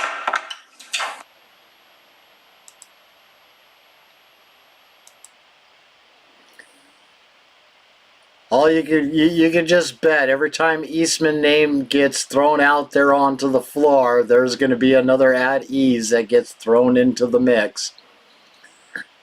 So they basically just, I don't understand exactly what's going on. I think he just wants to put in a couple more 2 cents before the next portion of the vote, and Stutes doesn't want to have nothing to do with that. I don't even think they gave him an opportunity to even speak on anything prior to that. Which, in all honesty, I believe by the rules they're supposed to allow it to happen, but as with everything that goes against their agenda, they're going to do everything that they can to squash the independent vote representative down there's voices and their constituents they represent's voices. I really wish we had more Eastmans down there. We wouldn't have had over a dozen amendments being tabled and never heard, and our voices being silenced there on the floor. That never would have happened, but from my understanding, the minority is just a little bit on the cowardly side. They are going along to get along, playing along, because it's an election season, and they don't want to look bad in the upcoming elections. That's why they're voting the way they're voting. That's why they failed to save that $3.5 billion surplus that they had and use it for a later date. That's one of the reasons why it didn't happen. And it's just amazing what they all think that they can get away with on a daily basis, and what they continue to keep doing down there in Juneau. So here we are, we're waiting for the final vote for the actual mental health budget and passing it so that they can end their day and gavel out. And Stutes delayed it, or put them at ease again, because Eastman wanted to give, he wanted to speak on the subject at hand. So it looks like they're gaveling back in there. Let's see what happens now. Please come back to order. Being that each one of these items is debatable, Representative Eastman, you do have the opportunity to debate this, and I'm going to limit your debate time to 2 minutes. Madam Speaker, I won't need 2 minutes, but I would say that normally would require a vote. I will simply say, here we have, and I didn't have an opportunity to respond to a lot of the wonderful comments on this topic last time this subject was up for debate. I did vote no, and one of the reasons I voted no is because we have in the Constitution something that will happen if we overspend. And that's why this Section 9 of Section 17 of Article 9 was added to the Constitution. It was so that you don't do this. The legislature should not overspend the CBR. And if you do this, a penalty was created and placed into our Constitution. It was said, if you make appropriations, you have to pay them back. And if you don't pay them back, they're paid back automatically. We can say that paying back automatically is a bad thing. It probably is a bad thing. And that's why you don't overspend. That's why you don't get to a situation where we're now $13 billion in arrears. We did not follow this for the first $13 billion. And now we want to ignore the penalty because the penalty is painful. I admit it's painful. This is not unlike when the Air Force goes to Congress for an appropriation to build an airfield. And they spend all the money on everything, the golf course, the country club, everything, and they forget to build the runway. And then they come back and they say, hey, we need more money. Well, we're doing the same type of thing here today with this vote, because we overspent and now there's a penalty There was a budgeted amount. We went over it. We're supposed to put the money back automatically. And now we are going to vote to automatically avoid the automatic payment. If you followed that, we're about to vote not to follow the automatic payment because we're going to say as soon as it transfers, it's going to untransfer. We're going to violate that portion of the Constitution. In fact, actually, it's never going to transfer because the way a process works, they'll take our veto of the automatic transfer and they'll apply that before the transfer ever happens. So the clear letter of our Constitution is ignored and not followed. I will be voting no for that reason. Representative Clayman. Madam Speaker, I move and ask unanimous consent that we call the question. The question has been called. Are you ready for the question? The question is, shall the House adopt the appropriations from the Constitutional Budget Reserve Fund? Members may proceed to vote.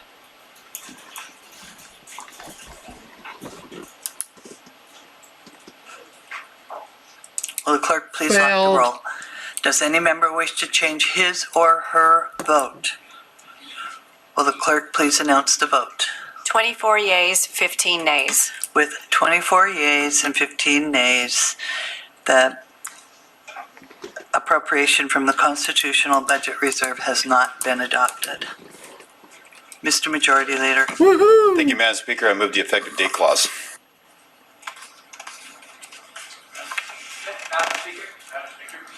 Representative Christ-Tompkins. I move and ask unanimous consent we call the question. There's been an objection.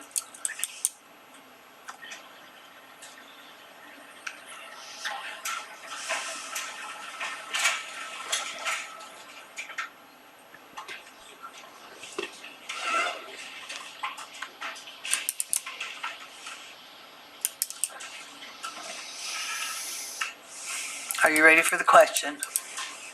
The question is, shall the question be called on the effective date clause? Members may proceed to vote.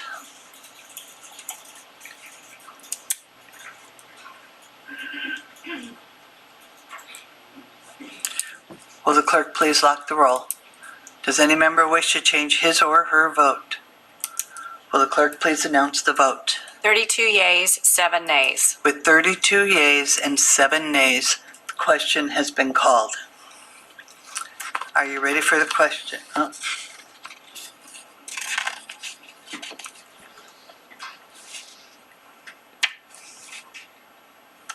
Are you ready for the question? Shall the effective date on committee substitute for House Bill 281 pass the House? Members may proceed to vote.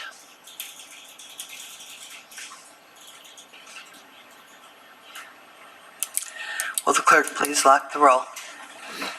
Does any member wish to change his or her vote? Will the clerk please announce the vote? 25 yeas, 14 nays. With 25 yeas and 14 nays, the effective date has not passed the House. Will the clerk please read the next item on today's calendar? Committee substitute for House Bill 282 Finance by the House Finance Committee entitled An Act Making Appropriations for the Operating and Capital Expenses of the State's Integrated Comprehensive Mental Health Program and providing for an effective date. The bill is in third reading. Representative Foster. Thank you, Madam Speaker. The mental health budget primarily consists of funds controlled by the Mental Health Trust Authority and associated funds from the state. Congress transferred the responsibility for providing mental health care to the territory and ultimately the state, and in conjunction with a settlement agreement, the Mental Health Trust Authority became the fiduciary of the trust fund set up by Congress. This bill funds rehabilitation activities in the Department of Corrections, services for children in the Department of Family and Community Services, public and behavioral health, along with senior and disability services in the Department of Health, as well as many other services for its beneficiaries. Madam Speaker, apart from technical changes, the two major changes to the mental health budget were first, denying the administration's cut of $790,000 to behavioral health treatments and recovery grants, And second, an increase of $347,000 for behavioral health prevention and early intervention grants. Madam Speaker, I would ask for this body's support and vote yes to pass the mental health budget. Representative Eastman. Thank you, Madam Speaker. I rise to a question for the sponsor. I see on page 6 that it is the intent of the legislature that law enforcement resources be deployed and prioritized to non-urbanized areas that lack organized governments. My question is, does that include the rural Mat-Su?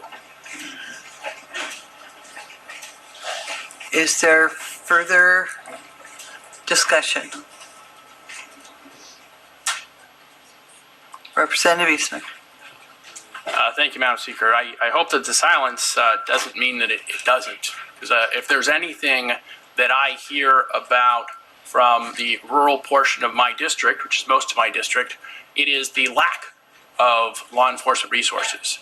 We are in a borough without police powers. The trooper station that did exist in Sunshine has been dormant, not existed for several years now. Crime is on an extreme rise in that portion of my district.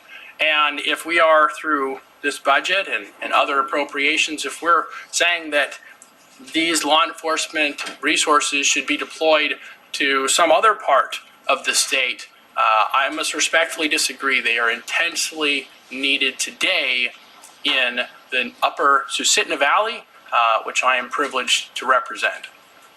I would also point out that the mental health budget is something of a misnomer because it includes lots of things that don't necessarily relate to mental health.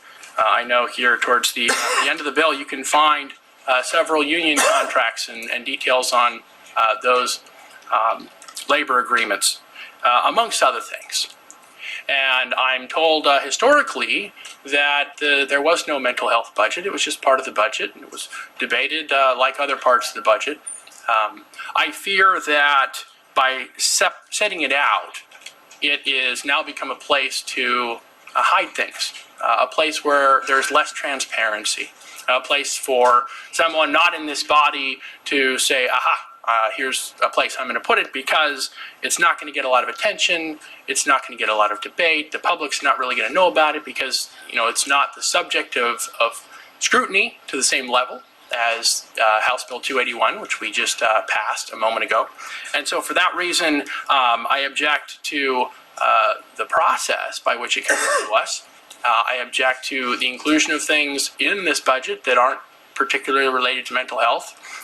And barring an answer, to the contrary from the sponsor, I object to the prioritizing of law enforcement resources away from the upper Susitna Valley, where they are desperately, desperately needed today.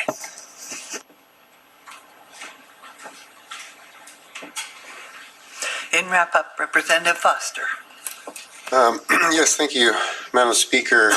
With regard to page 6 and the issue of the non-urbanized intent language for the Department of Public Safety, I would first of all leave ultimately the details up to the Department of Public Safety, but I have had a chance to speak with some of the members of the Public Safety Subcommittee that worked on this intent language.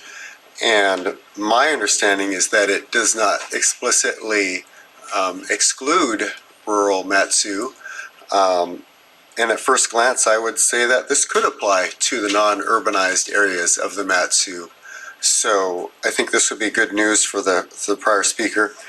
Another comment was made, and that was about things potentially being maybe not as obvious or transparent to the public in the mental health budget. And that's maybe the first time I think I've ever heard that. This goes through the vetting process just like the regular budget does. It goes through the subcommittee process. It goes through the finance committee process. It comes before this floor for anybody to bring up amendments and bring up concerns and questions. And And in our amendment process, I don't recall hearing about any of these major issues. And I would remind folks that this is the Mental Health Trust Authority that largely puts this budget together. And I certainly don't think it's their intent to have things that are maybe not as transparent to the public. I think it's all right there. It's a document that's available online for the public to see. And again, it goes through the finance process. So with that, I think it's a good budget. I think it does a lot of good things for our state. And I would ask members to support the mental health budget. Thank you. Are you ready for the question? The question is, shall committee substitute for House Bill 282, Finance, pass the House? Members may proceed to vote.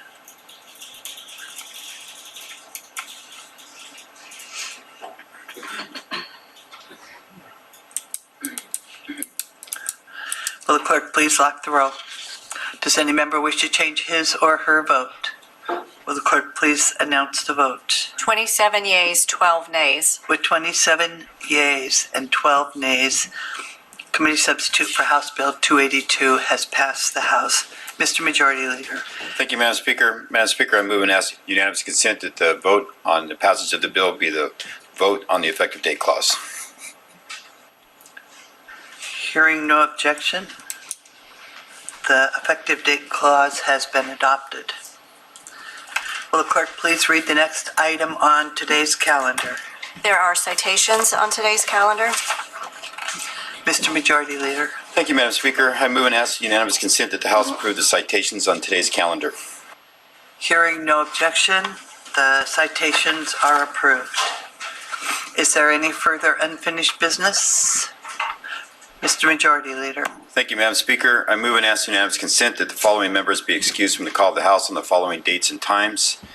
Representative Buckatuck from 7:30 p.m. today, Saturday, April 9th, to 2 p.m. on Sunday, April 17th. Representative Rauscher from 5 p.m. on Thursday, April 14th, to 9:30 p.m. on Monday, April 18th. All right, it looks like they are all done with what they got going on there in Juneau. We're going to go ahead and shut them down here so we don't have to listen to the rest of what they got going on. And let's just change things up here a little bit. Now you can see me twice. And let me turn off this cam right there. I was messing around with pictures earlier, moving them out of a file that I had them all in. I'll get them moved back over there again. And we'll transition that right on over there, put it back into single mode pane, and I just want to bring back up the one from earlier here. Well, now I gotta go and reshift them all again.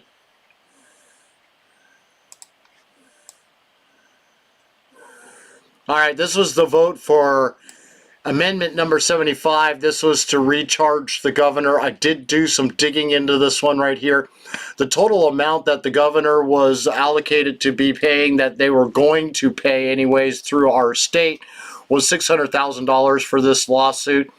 You can see all the names that got added onto this list right after the amendment was originally brought by Representative Clayman. And the day that this was to be heard, here's everybody that threw their name on it. They wanted to make sure that they were a part of this and that they were on record going against having to pay for the governor's lawsuit for firing an at-will employee, which should legally have no reason at all to fire an at-will employee.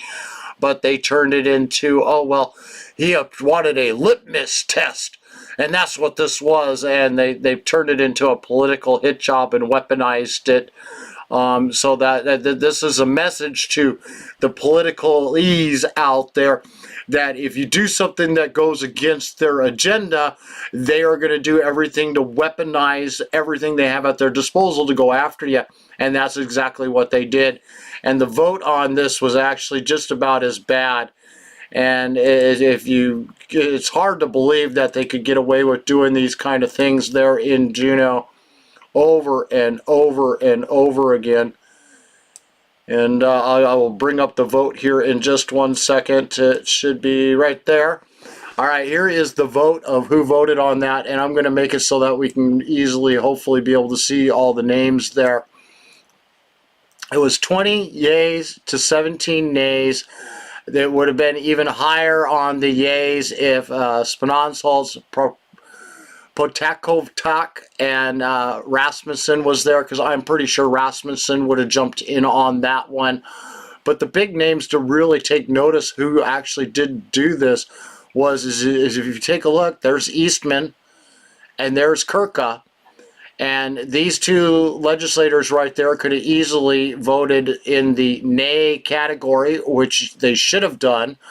But there's a political hit job going on there, and I'm one of the few times I'm actually going to say something bad about Eastman, and because he usually I stand by what he's doing there most of the time for just about everything, but this is one of those incidences that I think he voted wrong. And Kirka, personally, I also believe that was for political motivation on Kirka's part, that he wanted to vote for that because he's running for governor, and anything that makes the governor look bad makes him look good. And by voting to make sure that he had to pay those funds out of his own pocket, that was the objective in the agenda since the start of all of this, is to punish the governor. That was the whole goal behind what they were working on there in Juneau. Every chance they get, lawsuit after lawsuit, recalled Dunleavy, forming himself up and doing what he did. It all boils down to the different votes that are out there. And then the very last one that I have today that I want to bring up onto the screen was the vote for the full permanent fund dividend. And this was the very first amendment heard, amendment number 1. It was for a full statutory PFD. And you can see there who voted against it and who voted for it. And it was definitely a very big mixed bag of people. Yeah, it's really, I mean, the Rasmussen, she only voted for this because it's a political season, and it's the only reason why she did vote for it. She kept asking the question when it came time for voting for any of the PFD amendments, the near 20 of them that were offered on the very first day. She was a mixed bag of yes and no throughout all of those votes. It all depended on whether or not it was during Governor Dunleavy's term, or if it was during Walker's term, or whose policies were they underneath whether or not she voted yes or no when those permanent fund dividends were stolen. So, but every name that you see here in red definitely needs to go away. They do not have Alaskans' best interests at heart. These are the same names that you see over and over and over again, getting up onto the podium and saying that they are God, they are kings, you do as we say, not as we do. And the games just never ended down there. It just was one thing after another, after another, after another. So the general budget passed. Definitely along the binding caucus lines. Several Republicans also, the ones that you would call the minority, also flipped over and voted for it. 2 of them, I believe, and 2 or 3 of them anyways moved over there and went that direction, which was really, really sad. I'm glad to see the CBR vote did fail once again. That was a big shocker on my end. They could not get the 3/4 vote. They did not get the effective date for the 3/4 vote for the CBR and the reverse sweep. And they also did not get an effective date for the budget. The general budget that did pass through the body, they got to have a 3/4 vote to concur on the effective date. Excuse me. The mental health budget, HB 282, passed also along party lines, those that are in the illegal binding caucus and those that are not, and the same couple that always seem to flip over from the minority Republicans voted once again for the mental health budget. And the effective date was overwhelmingly, both that and the effective date were both overwhelmingly voted for. Sadly enough, the mental health budget seems to just get that blank stamp of approval every single year. I concur with what David Eastman had to say there, and there is no transparency. And to hear Neil Foster say, well, you could have been a part of the committee process. You could have submitted your own amendments in while that was happening. Yeah, okay, right. Your committee's going on the same time that their committee is going. And at the same time that you are all working on your own individual committees throughout the entire day, all the different ones that you sit on, you have the time to be able to sit in and listen in on all the other committees, hoping that they're doing what you would hope they want them to do, because you're given the resources to be able to follow all of them, because you just have unlimited time in your day to just sit there and go through everything that they are bringing out there. There was close to 200 bills submitted this year to be heard and to be seen, and they only get to a quarter of those, if they are lucky, throughout the entire session. And so you got your winners and you got your losers, and it's amazing how something that was brought in as, here's a bill we want to have heard, and if it came from a Republican, we'll be lucky to have it heard on the last week. They're going to be there in Juneau, because they know there is absolutely no time. And once they hear the bill once across the given committee can table it at that point and never bring it back up again. They don't even have to vote on it, whether or not to get rid of it. They just let it die. And we see that all the time with all the different amendments that are going out there. That's the reason why we don't have a fiscal budget for our state, is because all the good things that would have been for a good fiscal budget that would have brought stability to our Alaska government, they refuse to do. And you can see how they handle their fiscal responsibility. They get a windfall of $3.5 billion and they vote to spend every single penny of it. Every single penny of it. And they didn't even want to leave the pittance $1 billion that was sitting there from the reverse sweep. They didn't want to leave that in there. Oh no, we can't have any money showing, because if they have anything in that CBR account, then they can't justify stealing our PFDs. Well, that's where that windfall, the $3.5 billion windfall, should have been stuck. They should have followed the statutory PFD law, which would have meant that that $800 million they added into that budget for the general budget wouldn't exist. That $800 million wouldn't be there. It would have been in a statutory formula that would have withdrew it or transferred it from the earnings reserve account, the $2.8 billion they should have been transferring out of there, to pay us our statutory PFD this year. In fact, they have so much in savings this year, they got $17 billion sitting in the earnings reserve account to pay back every penny that they have stolen from us, and everything that is owed for this year's statutory PFD. They still would have had roughly right around $8-9 billion still sitting inside of the earnings reserve account, above and beyond the rest that was sitting there in the corpus. Well, we got an $82.5 billion sitting there right now, $82.5 billion. And $17 billion of that is in the earnings reserve account. They would have only been reducing it. I mean, we'll give you the worst case scenario.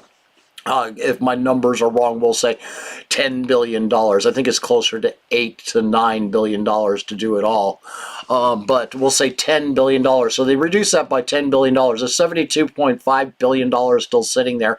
And they still have a couple more months before the fiscal year is over with and the total calculation will be completed. We're only seeing the last calculation of $82.5 billion. That was about a month ago when that number came out. 2 months ago, somewhere in that area, whenever they did the last quarterly calculation. And the next one doesn't happen until the end of June, when they'll come out with the final forecast of what totally was made for the entire year. So that could go up a lot higher. It could be at $85 billion at that point if the market stayed the way it was. But it really did slow down quite a bit since Brandon has taken office and destroyed our economy and hyperinflation and all everything, and investors pulling their money out of stock. and putting it into more tangible things like gold and silver, because they still have a return value that's holding their value, where the American dollar is losing 10% of its value on almost a daily basis, it seems like. At least that's how much it lost last year.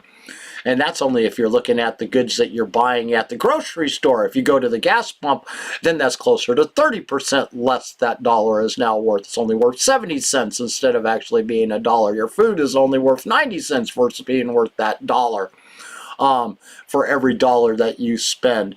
And we won't even go into building materials, or in my case, the stuff that I use in my company to be able to supply the parts and equipment that I need for my customers. I watched 4 price increases last year. Each one averaged 5%. The last one I just got noticed about, that's starting here next month, it's going to be another 6% increase on the goods that I was purchasing.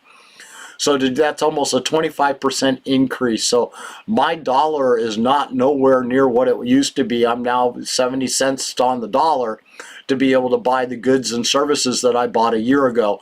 And so my costs have gone up. So what did I do? I had to raise my rates for the first time of what I charge per hour to my customers out there. I had to start charging more for my travel fees to cover the higher costs in gas, because any income, any profits that I was making prior to Brandon taking office have been eaten up and taken away, and I had to do something to change that. Never in my 20 years have I had that problem. I've always, either broke even, or I had really good years, or broke even, or had really good years.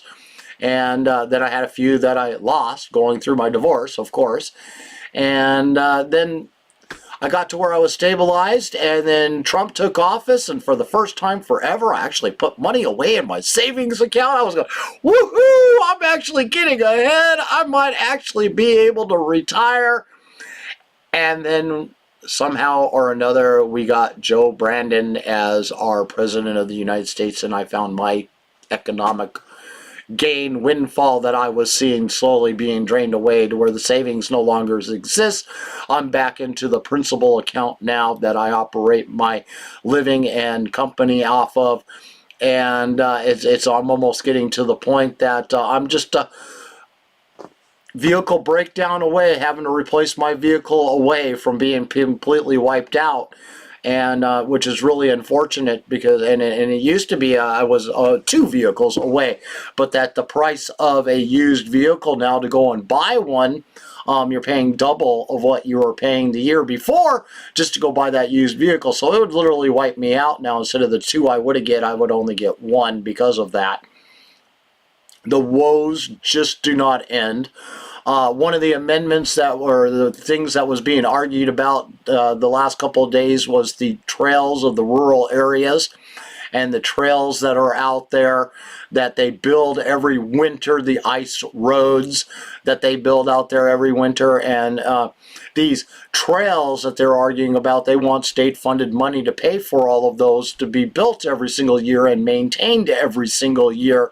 And this isn't an expenditure that it gets a long-term return for. It's a very short-term return, and they want the state to pay for all of that. And it was a part of the budget, and ironically enough, it did pass, and they got all this extra money to build these ice roads, trails to these rural communities so that they can get back and forth between themselves. I'm not saying that those are bad things.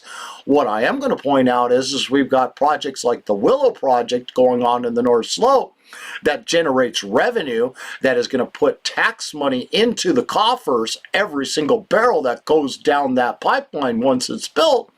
And they can't build their ice road every single year. Why? Because they have to have environmental impact studies. They're at the whim and control of the federal government, the roadless rule, all these other things that these other ice roads and trails that we just ended up paying for don't have to go through. They're exempt from all of that because they are not actual roads, they're trails. And then when Representative Kevin McKay brought up the point, hey, I represent the Mat-Su Valley out in the Big Lake area, and we have the Big Lake ice road system that we build every single year. And that ice road system is 100% funded for and paid for by the local community and maintained by the local community. And it is recognized by the commercial and also our state troopers as being a legitimate road during the winter time, supplying to all the communities, as some of them can't be reached at all during the summertime other than by taking a boat to where they live. Other than that, during the wintertime, they have a road that goes to their homes. They get their fuel oil delivered. They get their yearly things done during the winter. So when summer comes around and they have limited access again, they're back to normal and they can survive another year. But because you live in the rural area, as with just about everything else that has to do with out there, it's government subsidized, government paid for. Your houses are paid for, your heating is paid for, the food you buy is paid for. It is all given to you in checks every single month, and you whine and complain it's never enough. Give me more, more, more, more, more. And we wonder why our state budget is as big as it is. And there's a reason why I'm leaving up the permanent fund vote there is I want you guys to all emphasize on those names on red. And this was amendment number 1. And please go to my Facebook page. You'll find the picture there. Share it. Emphasize the point of why those folks need to be voted out and no longer allowed there in Juneau. Other things that was going on today at Real Life Church, it started at 11 o'clock this morning. They got to listen to about ranked choice voting, brought to you by AMAC. Presenter was Ron Johnson of the Matsu Republican Party's representative out here, or at least for the Republican Party. Actual conservatives out here, well, our feelings are a little bit different when it comes to the Republican Party.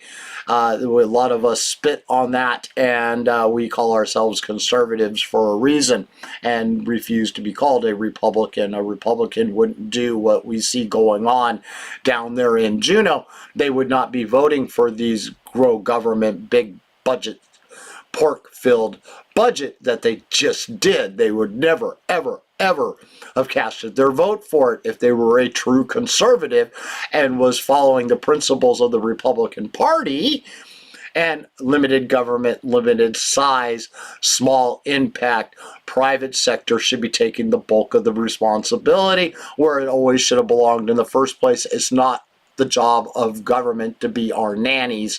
And unfortunately, you can see by the votes that they want government to be our nannies. They want government to continue to keep growing, keep getting bigger and bigger and bigger, and taking away from more of us. Hence why they were so happy when the announcement came back out in January, when they first started listening in the committees to the forecast of the future of the year, for like how many people are now living off of the welfare system here in Alaska.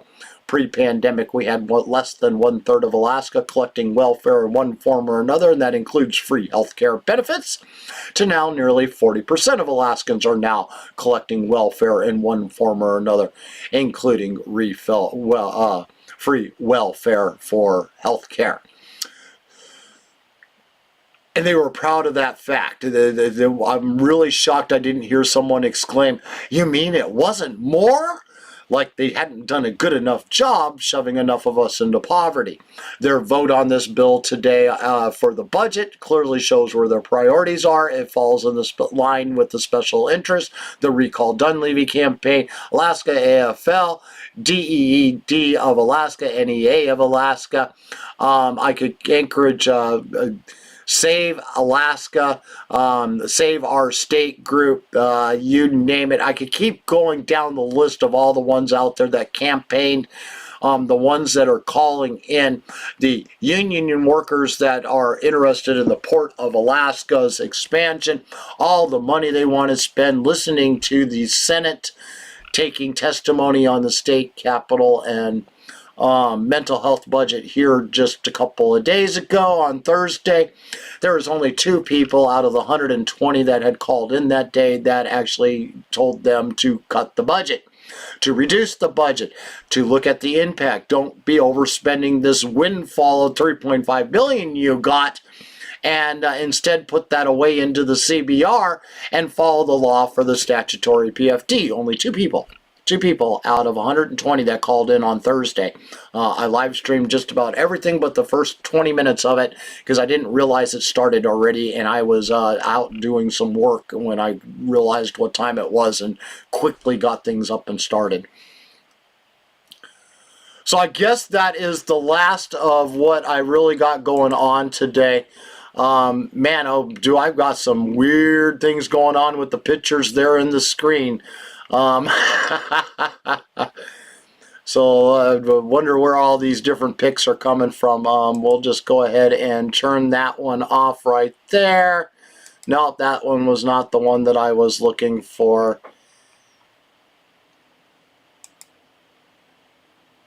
Boy, it just seems to be all over the place. Well, that kind of helped. It at least found me at least what background is actually there in the background screen.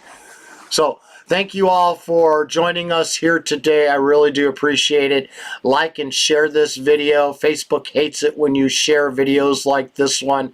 It just goes to show the hypocrisy of what is going on down there in Juneau and the corruption, the pay for play, and how the legislators will spin their narratives to match their agenda for sound bites on mainstream media that will spin those same lies that matches their agenda, and the few that spoke out against the agenda will be completely ignored and be called and ostracized as the fringed right who doesn't care about Alaskans, those that voted for this pork-filled, over-bloated special interest budget. Those are the heroes, and the ones that voted against it, oh man, they're evil, evil. So thank you once again for everybody being here today. I really do appreciate it. And don't forget to like and share this video. I am going to make a couple of things disappear here now, and we'll transition over. So we're literally at the end of everything that I've got to bring forward to you here today. I went through all the pictures that I had set up to present to you earlier when it all got started. Put a couple of them up during the intermissions at the at eases, and then I finalized the last of them there at the very end. I'm still shocked about Lisa Murkowski's vote for a yes. Well, I shouldn't be shocked.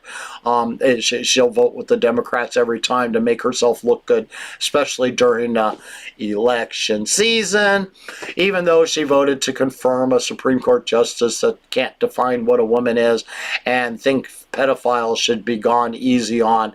It's not their fault. The internet makes it so easy for them to become or be pedophiles. You guys all enjoy your Saturday afternoon. Go to my website, politidic.com. It's there on the screen. Go to my website. Please click that support button. All proceeds go right back into making sure I can do more live streaming just like this. Continue to pay for the restream services that is presenting this now on YouTube, Twitter, Facebook here at Politic, and Politic Unfiltered, which is uncensored and unbanned by Facebook currently. So if you ever want to make sure that you never miss a notification on the Facebook, go and like Facebook, Politic Unfiltered on Facebook. Go and like them and make sure you get notified set the settings for all notifications for videos, because unlike Politic, which they seem to like to target me all the time, they have yet to penalize Politic Unfiltered for anything out there. Guys, all have a great, great, great afternoon, and I will see you all again here in a couple days.